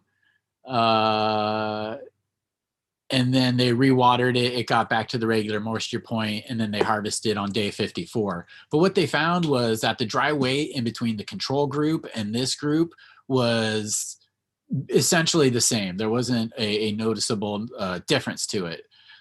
But the secondary metabolites, the amount of THC increased a small percentage. I believe it was like 12.5%. And this also applied to the CBD as well. Both of them increased. It makes a small percentage on the bag. I believe it to, like, as my example, it would have taken it from a 20% CBD to a 22.5 on the label. But on the commercial side of things, which is where a lot of this plant science is going to make the biggest impact, the amount of cannabinoids per square foot or per meter squared as they measured it increased by like almost 50%. And if you're a big producer that is making concentrates, dude, that could make a pretty big deal for you, just those little things. So that was a study that I was really interested in, because again, that has major implications. I always say these little changes that we can do at the home scale or even at the craft scale, when you're talking about like a difference of 10 grams per plant, it doesn't sound like much, but if you multiply that by, we had at that facility, we had over 20,000 flowering plants. So 20,000 times 10 grand, that's a whole crap ton of money. So these articles are pretty interesting for me in that they would apply to that aspect of the game. But you can do that at home. I'm actually trying that right now. I posted up on a few different forums the paper that I wrote, and other people had chimed in. They're like, yeah, I let those things go limp. I drought stress them the last 10 days, 2 weeks, whatever. And they do tend to be frostier. So that's something that we could even apply at home ourselves. And I'm doing it right now with a couple plants, and I really think there's some truth to it. So that's an interesting one. And then there was another one. The other one that was getting kind of talked about was about sugars in plants and how leaves are sinks and growing stems are sinks for the sugars that the root zone take up. And that sugar inhibits the outgrowth, so your lateral growth. And this, again, it was studied specifically on a plant, cannabis plant, and that made it really interesting, because if we can add sugars into our root zone and get better lateral growth, is that going to affect our overall yield? By stripping, though, you actually drive up your bricks, natural bricks in the plant, right? Yeah. Yeah, because those So when you de-leaf, yeah, those can add. it's one of the benefits of you de-leafing there. Yeah, I prefer de-leafing myself, defoliating to use the correct. yeah, I defoliate I don't do it as hard as I probably could. Just I'm still torn on the debate of them being solar panels. I try to tuck if I can, but I'll also defoliate.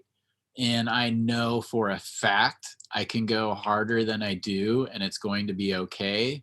Just based, and I think a lot of this had to do with light intensity. But at that commercial facility, dude, we would freaking just strip the crap out of those plants, like down to nothing. They would look like the saddest plant. I'd put them back into the room. I'd come back the next day at lights on, open it up, and they're a fucking just huge, shiny, happy bush again. Like, yeah, the you can defoliate pretty damn heavy and still have a happy, well producing plant. But I know a lot of the conversation has been about bricks lately, and again, that is just sugar. That's sugar in the leaves.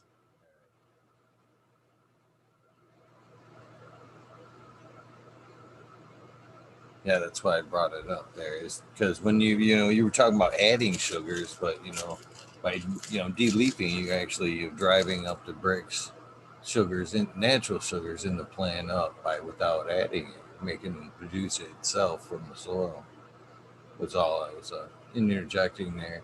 But yeah, but deleafing also, while we're on that subject, since I brought it up there, in veg, I find produces a way bushier of a plant without topping or manipulating the plant in other way.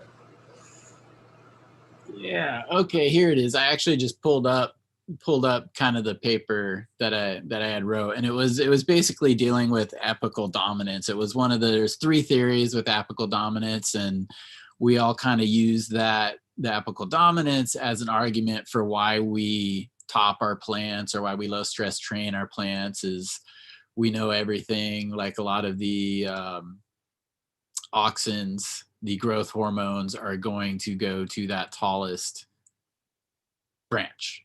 And so there was a new study that was done a few years ago that actually had better insight into how the sugar production worked. And what this says is, going back to the defoliation, which is kind of what stuck in my head. I'm like, well, there's something to it, but the study says basically a small reduction in photosynthetic leaf area due to disease or herbivory could result in the inhibition of bud outgrowth. And that's in particular during the early stage of the plant growth. So basically, if you defoliate early on, like really small plant, early on in its life, if you're defoliating and you're taking away that leaf area, that leaf through the photosynthetic process is creating those sugars. And that can actually help, those extra sugars can actually help with your lateral growth. So there's you top it, it redistributes the auxins, you get more growth. But now another part to that theory is that the sugars are involved. So that's where I wanted to go back to it, because I knew it kind of advised against defoliating early on. But again, that reason here is just, it's just the photosynthetic leaf area. It's helping to produce those sugars. So if you do take that leaf away, you're taking those sugars away too, and those sugars would have helped with the lateral outgrowth.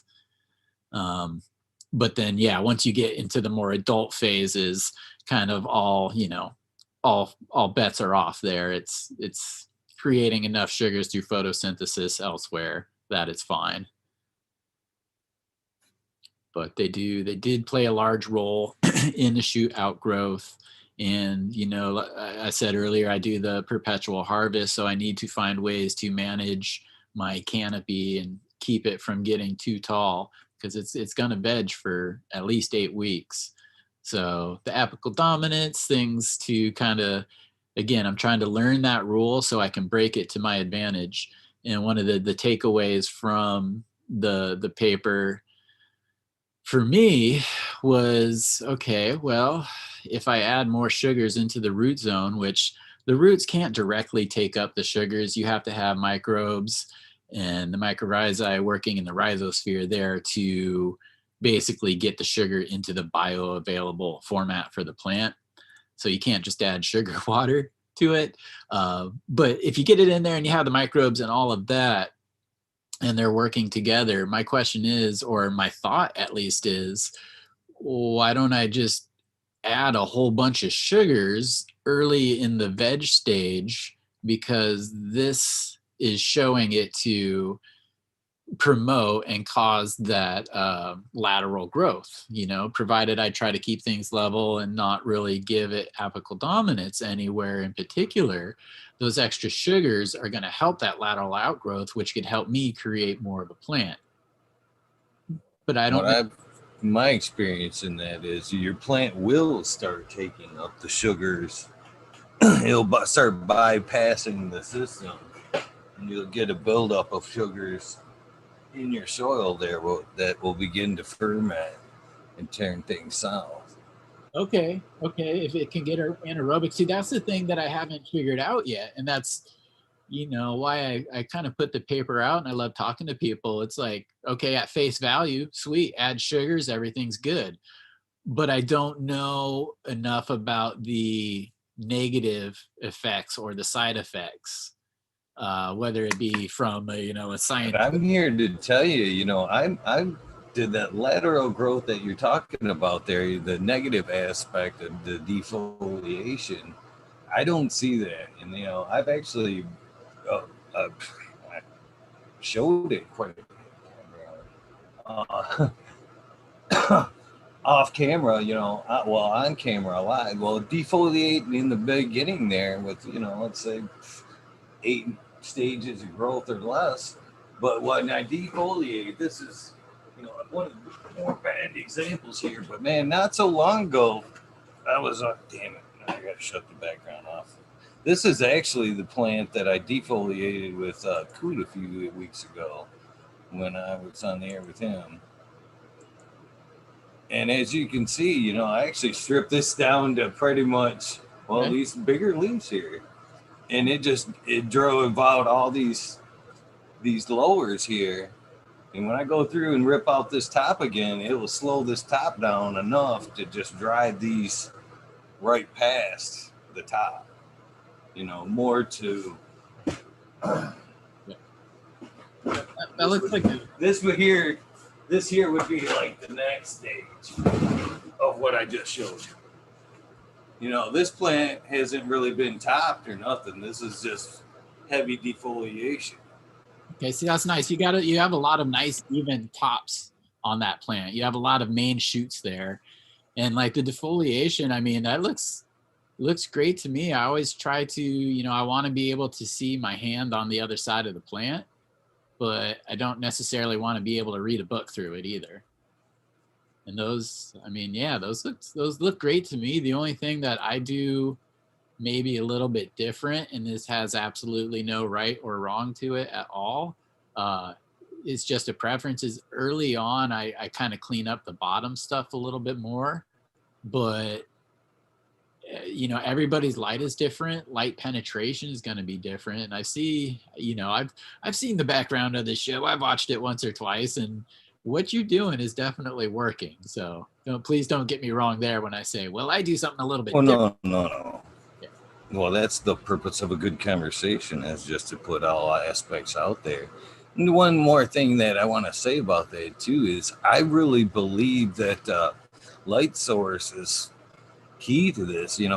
I've grown. I found a long time ago the blurples actually. I would, if you've got some blurples, I would try. They veg in like the first stages of veg. Very nice. Produce short, squat, short internodal spacing, real quickly, and then take it up a notch to the more wider spectrum of the LED there.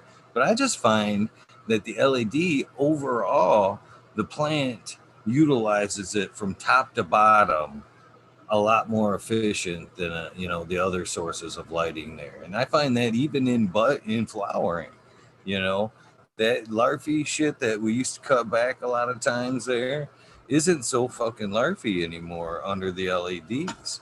The plants, even though that they're not necessarily getting the same light, the plant is just sending energy, utilizing that energy so much greater that the bud density down there isn't worth throwing away anymore. That larf is definitely worth keeping anymore for sure. That's But that's I that's love good. those LEDs. Yeah, the light penetration is one thing that I heard about. That's good to hear. Again, I'm finishing right now my first full flower run with the LED. So all of my training or my cleaning up has really been based on running it under that HPS for so long and not having super deep penetration. I probably will be able to make some changes, and it's good to hear that experience from your end that I probably can get away with a little bit more of it. This next run, the ones in veg right now that are getting ready to go in. I do have one that it's more of a like almost more of a horseshoe or a bowl shaped training. The middles didn't fill, or they didn't grow as evenly as all of the other plants. It's got a couple tall ones on the outsides, looks like a horseshoe or a bowl almost. But on that particular one, I did leave a lot more of the lower things. Now it's the Dutch treat, so I have a Dutch treat that's totally, nice and even, full, strong, multiple tops going in there. And then I have the other one. So it's the same strain. So I should expect that they should both perform similarly.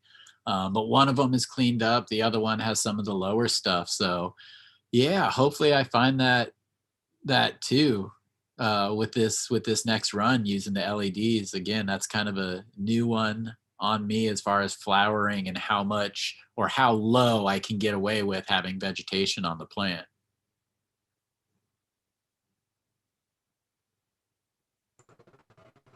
You'll find they definitely a little bit of a different learning curve there. The way some of this traditional way you grow under HPS isn't.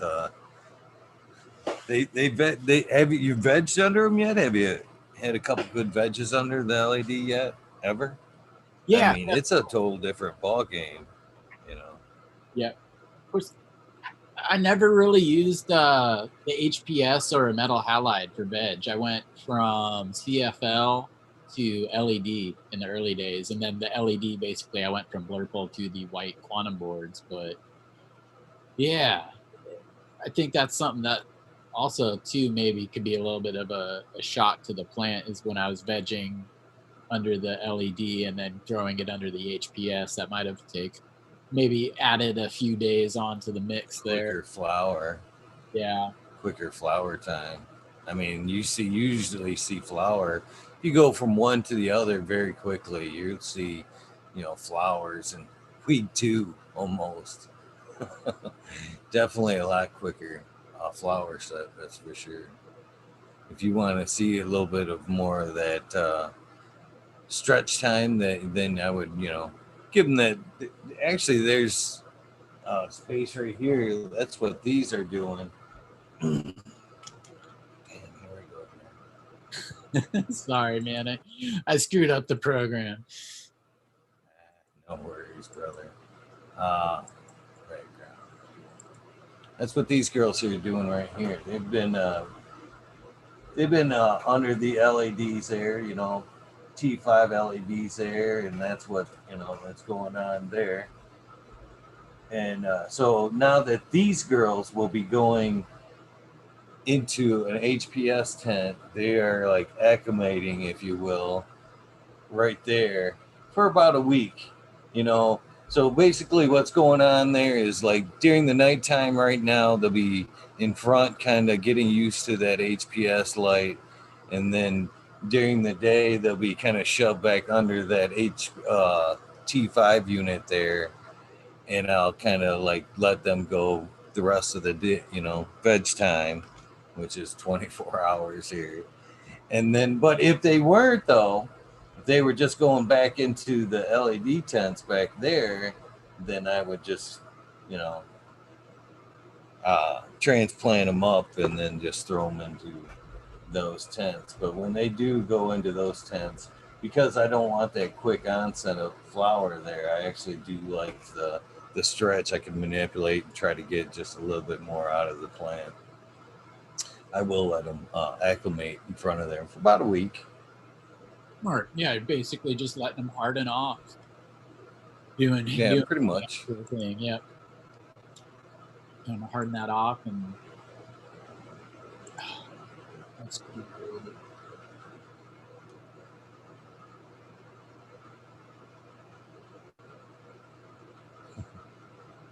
Hopefully, I didn't throw you off there, my friend. Oh, no. Okay, sorry. Back back there. Don't know what happened there for a second. Um, yeah, getting them hardened off. That's I'm jealous of the space that you have there. I'd love to probably like a lot of people, I'd love to be doing a lot more at the moment, but it's just not feasible. It's take me. I was saying the other day, it takes me a good couple years to do a little bit of work that somebody with the right license can do in 1 or 2 runs, but it's all worth it to me.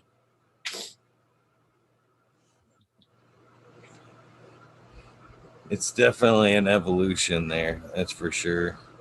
That's the home grower. It's very addicting, you know. As you fucking clean up a space and you have the plant numbers, you definitely go, I can put something there.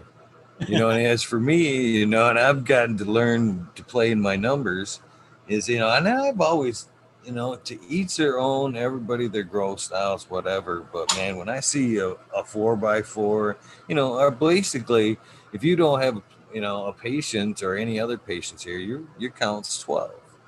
I hate to see those shots where you're there 4x4 tent and all 12 are in that tent there. I'm like, oh man, Yes. you know, space them out, give it some time, go some bigger plants.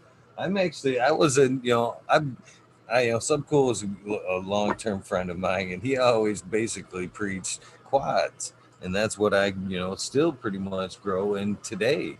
But you know, I'm actually starting to take my quads down to 2 plants per 4x4 area now.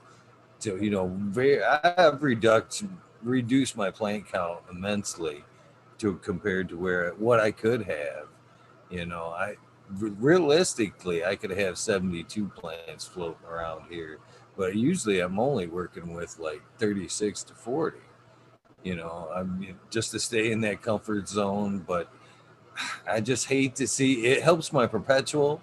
That gives me room to breathe if you know I need to get some things going behind me. But you know, I can achieve the same numbers just being a little bit more patient. And you know, like I've always preached there for that perpetual there is if you got 12, then run 444.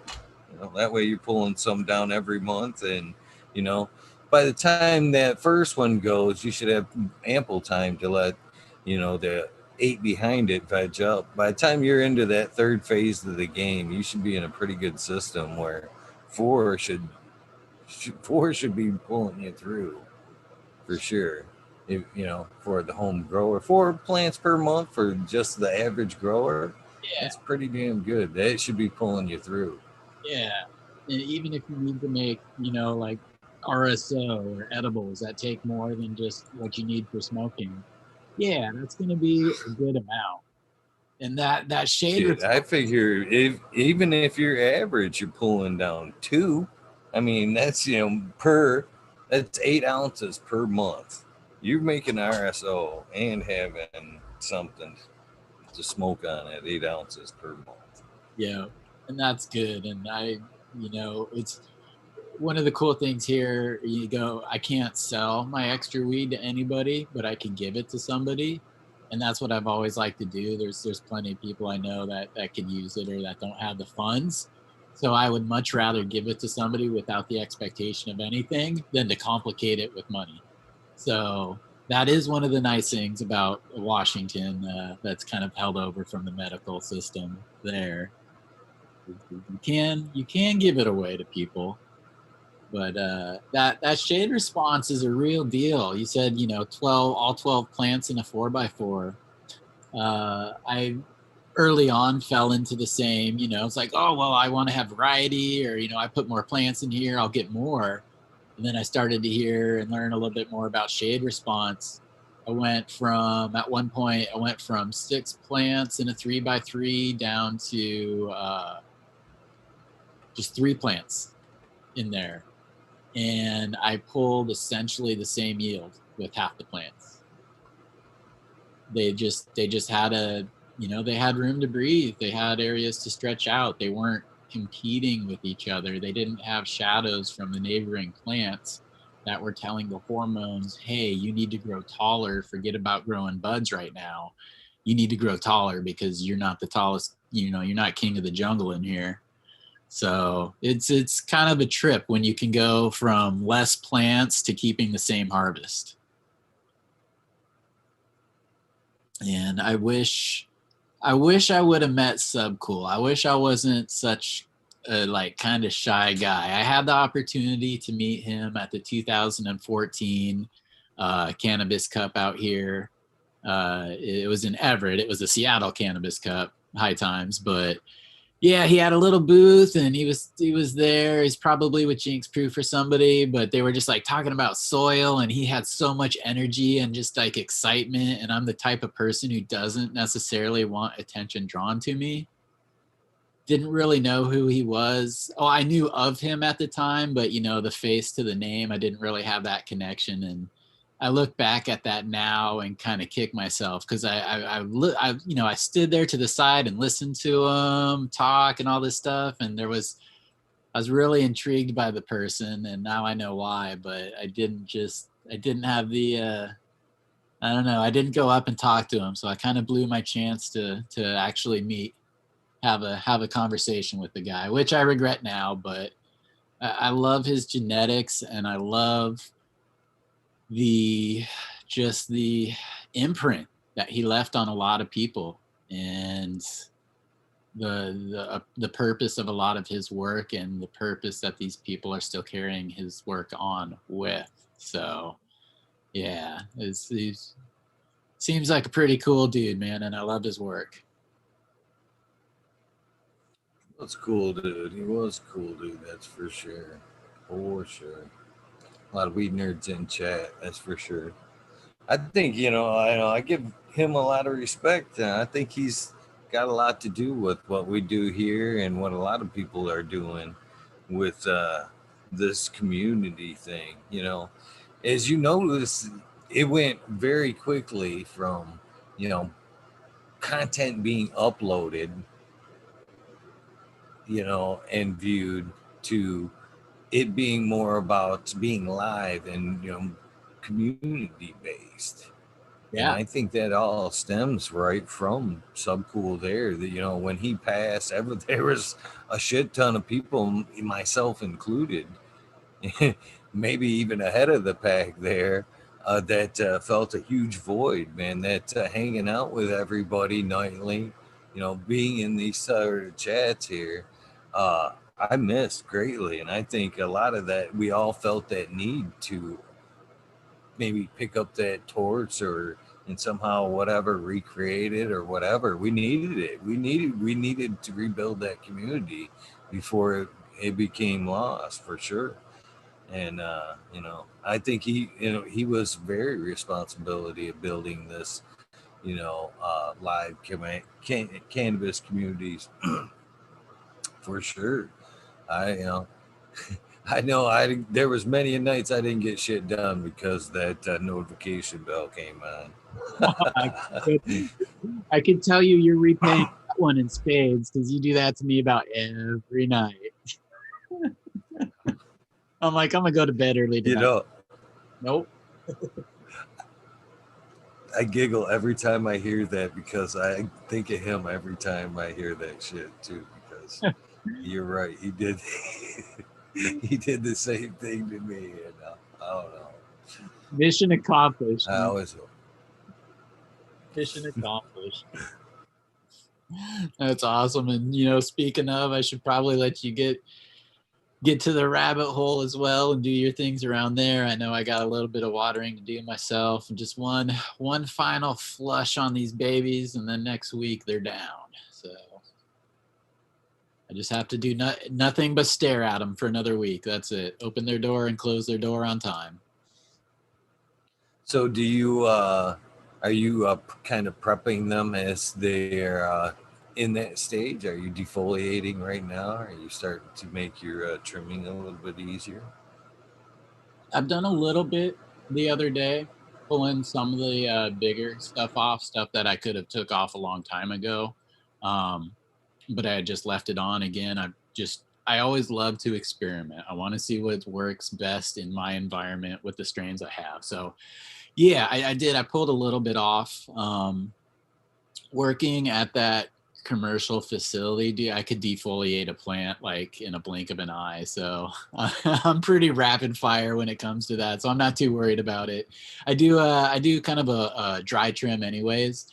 So I'll just take off the big stuff and just, if any of the leaves have trichomes on them, now that I have those bubble bags, I'm gonna leave those on there for the hang dry, because when I take them off after it's hung dry, I toss all of that trim and those leaves with any kind of crystals on them, just toss them into jars, save them all for a particular time of the year, and make that bubble hash. So I don't go too hard on them before, but the plants from veg that are going into flower, yeah, I took them out the other day, and again, I trimmed up everything on the bottom. I pulled all the leaves off from the lower foot of them. Those went through their prep.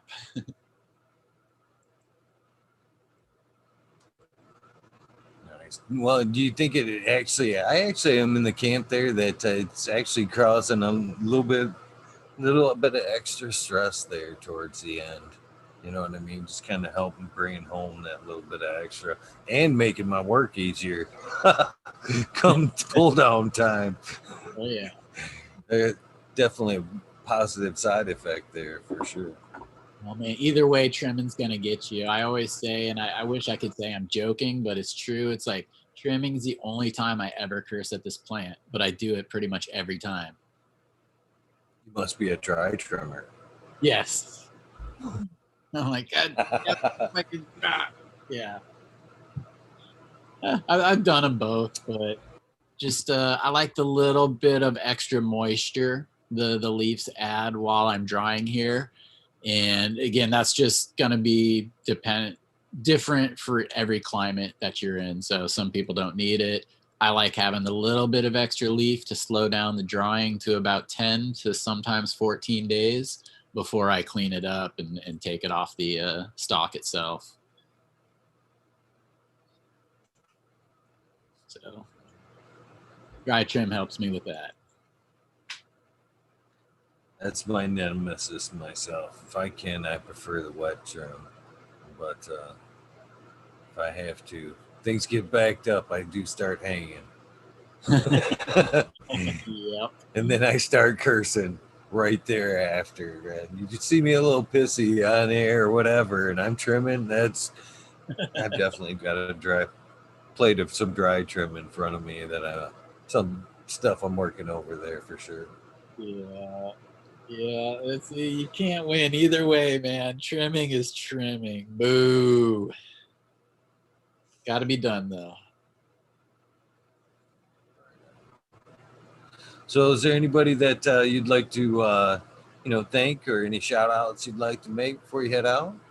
Oh man, I just definitely a lot of people out there. I just want to thank you, my man, for providing the show and the hangout and the chat crew. I see in many places, but whenever it's on Eagle Show, it's home. So big ups. I appreciate that, and I enjoy being part of that.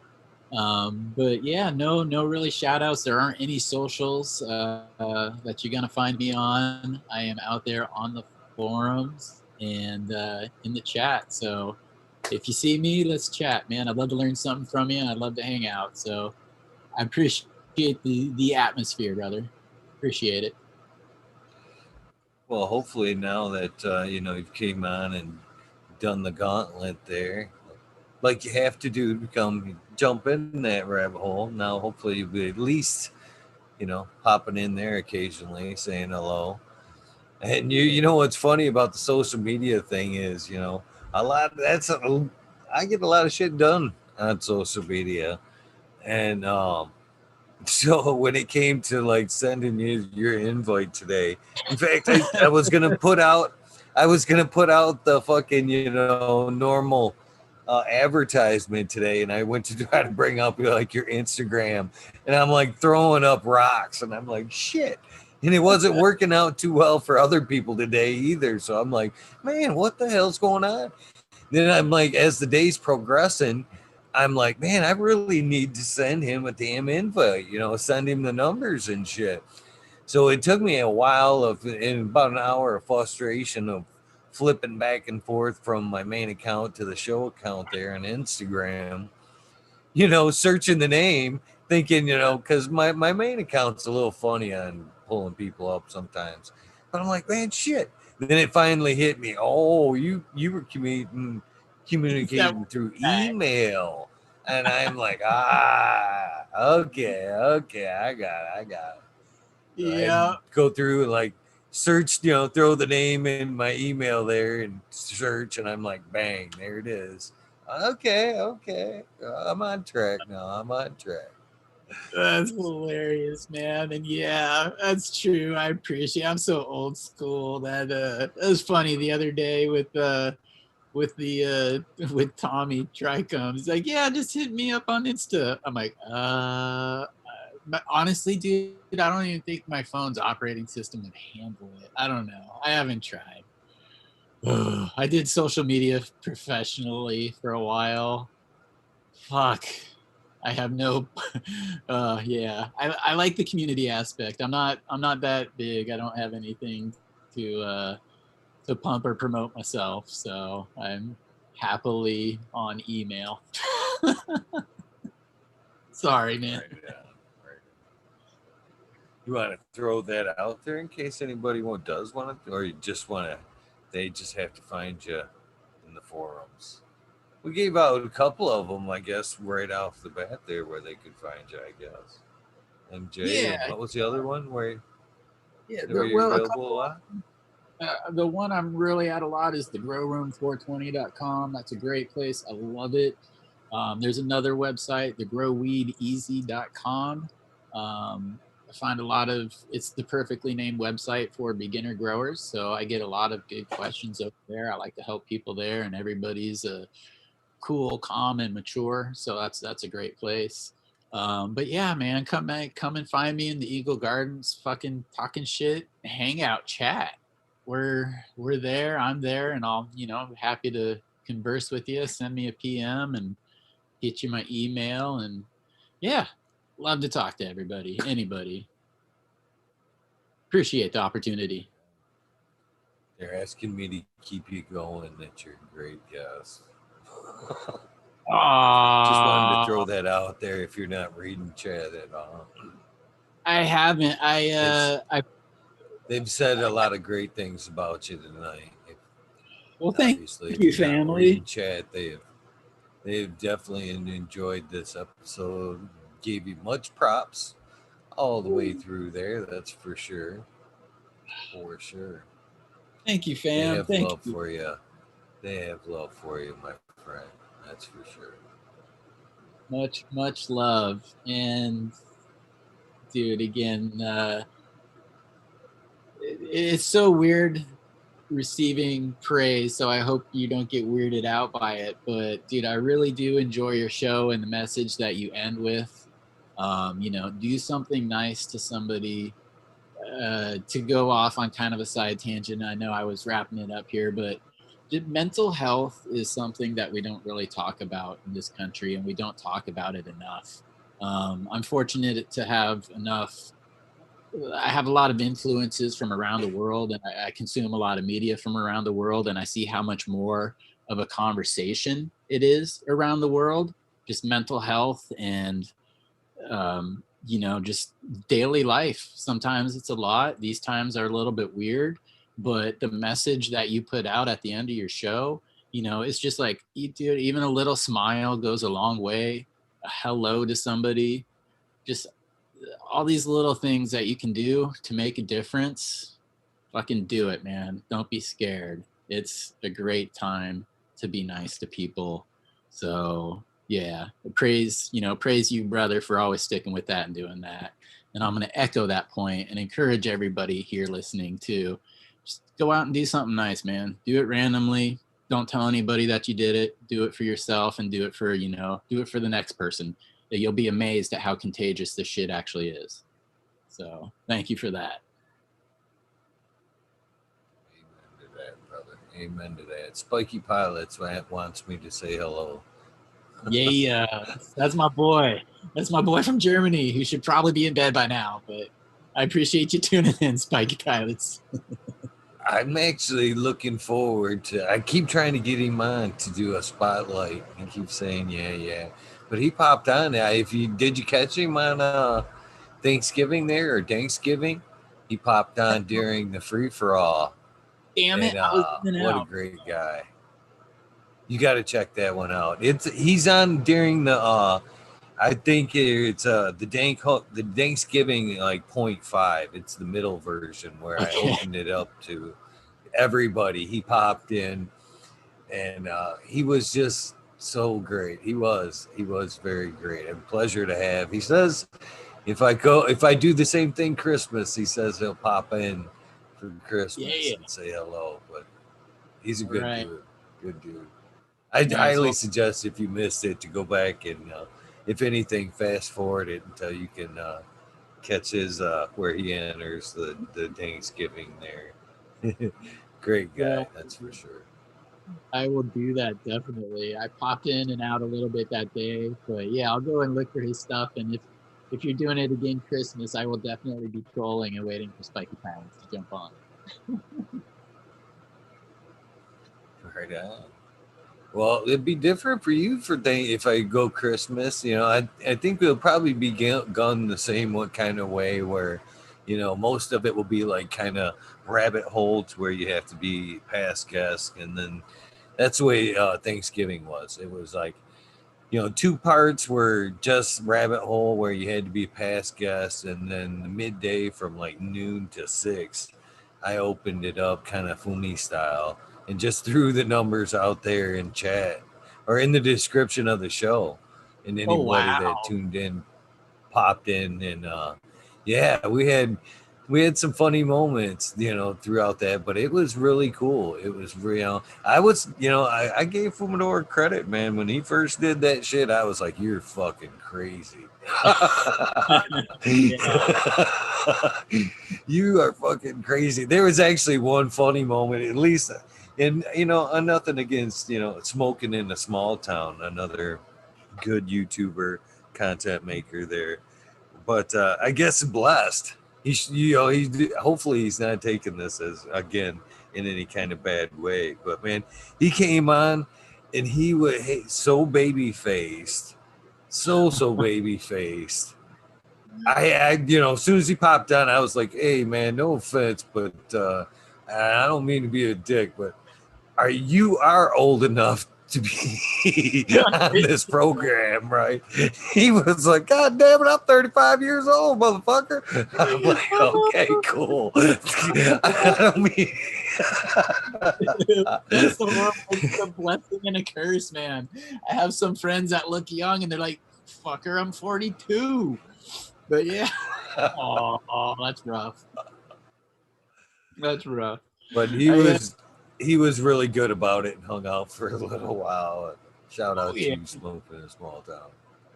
I'm sure that's not the first time So, it's happened to him. I mean, when you're blessed with the looks of youngness, yeah, you probably get that a few times. I've only seen it go bad once. There was another podcast, Washington State person, and it was the beginning of the show. And I just happened to click on. They had a couple guests on, and then all of a sudden, a new box opens, and boy, there's the biggest, whitest, palest ass just sitting there shaking. We're like, what? Breeder Steve was on the show. He was actually talking and didn't miss a beat. It was freaking kind of great. But yeah, it was Breeder funny. Steve was really cool. I had him on too.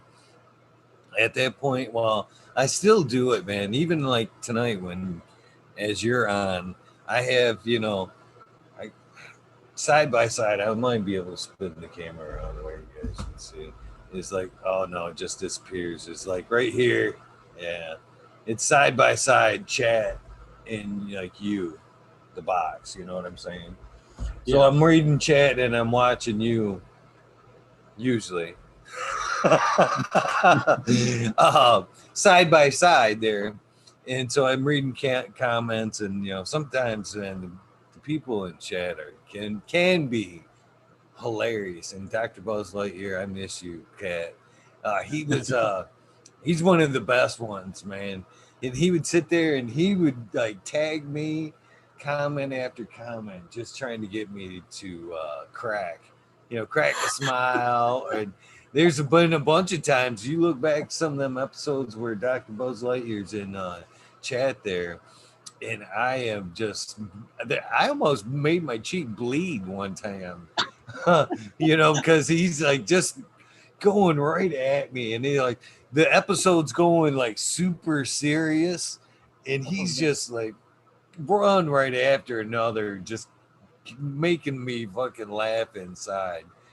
And I'm sitting there biting my cheek, but so I'm talking to Breeder Steve, and he gets one through. He's like, boxers or briefs, and I'm like, okay.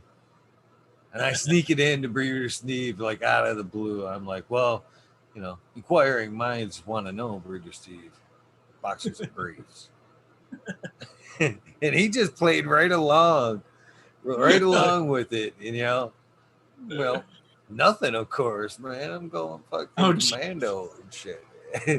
And that's fucking. Then at the end of the show, you know, I'm like, same thing, you know, same spiel I'll give you, and you know, hey, you know, the numbers are the same. If you ever want to pop in or you know come back, I'd love to have another episode with you. And he's like, yeah, I'd love to come back if you quit sending me them dick pics.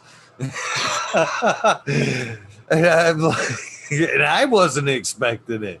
He about me fucking made me laugh right out of the fucking chair there. So the invite, so yeah, this is how that this pans out. So he comes back, you know. I asked him to come back well, about a month or so ago, something like that, a month and a half ago. So before the invite, I send him basically a fucking picture of a male, kind of just fully flowered, you know, busting out nuts and shit. I'm like, so here's your dick pic. You want to come back for another round? Can we be he's, he, friends? he's like, of course, my friend, of course. He's a great dude, man. Funny guy, much funnier than I thought he would be. I thought, you know, I thought he'd be all nice and you know serious, but no, definitely a funny guy. Definitely Yeah, he definitely has the knowledge and the job where he's got to have that serious side to him. But his dry panness sometimes is what I love. Like, yeah, he got jokes, but he doesn't necessarily know. You don't know he's delivering them. funny. Yeah, for sure, for sure. Well, that's well. Before you go there, that is very true. The Zoom numbers are always the same. So if you'd ever like to pop in on another rabbit hole or any rabbit hole, please do. Don't hesitate. Don't make me beg. I No, think some people actually like, you know, I throw out that invitation, and it's an open invitation. You know, I think some people actually wait for, you know, hey man, right. you're gonna pop in, and it isn't that way. If you want to, you got the power to. So, you know, don't wait for the invite. Feel free to anytime you want to pop in a rabbit hole, uh, come talk with us. Please do. And the other thing, of course, before you go, is I want to get your soundbite. If you could kind of help me with that. You know what it is, please. Oh, Hopefully, no. yeah. Oh, You know what yeah. the soundbite is? And from being in the music Good. industry, man, I know the drops. Do the drops. All right, so it's 270, right? It's 270, correct? All right. Greetings, groovy people. You are listening to Chad Westport on the fucking Talking Shit with Eagle program, number 270. Kicking it with my main man, Eagle Gardens. It's the place to be, so keep it locked in the future. Thank you. One love, guys. Growers love. Man, perfect. Perfect.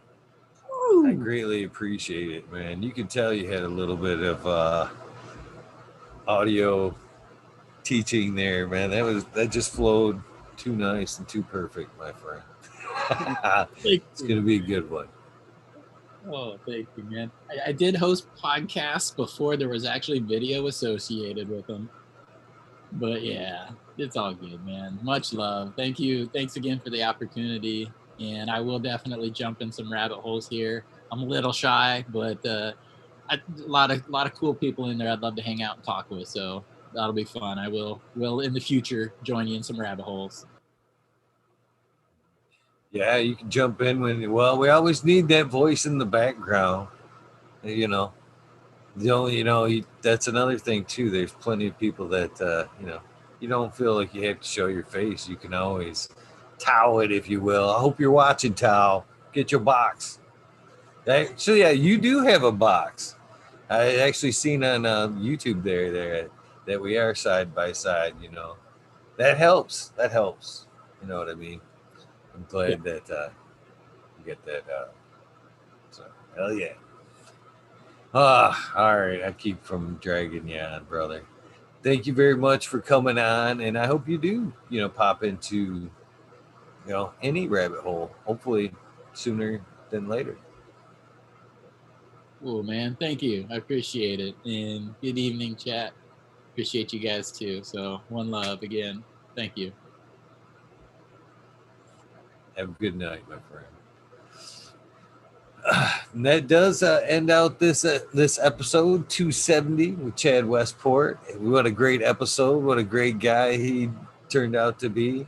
I know I enjoyed every minute of being able to hang out. I actually enjoyed some of these episodes to where guests like Mr. Westport there hangs out. Because then I got to hang out a little bit behind the scenes and relax a little bit, hang out and chat without it being so disrespectful for my guests. That's a lot of times why I don't hang out and chat, is because I don't want to seem all fidgety when I'm talking with my guests. And I think it's a little bit distracting on the host's end and disrespectful. So I try not to do it, but if I can sneak it in, of course I do. But tonight I had the instance where I wasn't actually being looked at. I could actually hang out and chat with you guys a little bit, and it was a pleasure. I got to listen and hang out, and what an awesome night! What an awesome gentleman! Win-win in my book. Win-win in my book. So those of you that who would like to hang out, please go ahead and join us in the rabbit hole tonight. Uh, For those of you who don't want to just go ahead and end your night, get some rest, no worries. Appreciate you hanging out this long. But for the rest of you who want to hang out, do some dives, do some live chatting, see who pops into the rabbit hole. Of course, it is Thursday night. I'm sure there's lots of you out there that will take me up on that. Let's do this. I'll see you guys in a few minutes. Give me about 10 minutes. Yeah, give me about 10 minutes. We'll be back live again by the 220 for sure. So if you get a notification or not, just come check out the channel and know by 220 here, Eastern Standard Time, that I will be live. So check the 20. We'll be back. Hopefully, we'll have a bunch of you guys loading back in for the rabbit hole. Thank you very much. If not, you guys know the deal. As Mr. Chad Westport said, do something nice for somebody. Random acts of kindness do save lives. I'm a living, breathing example of it. Thank you for tuning in.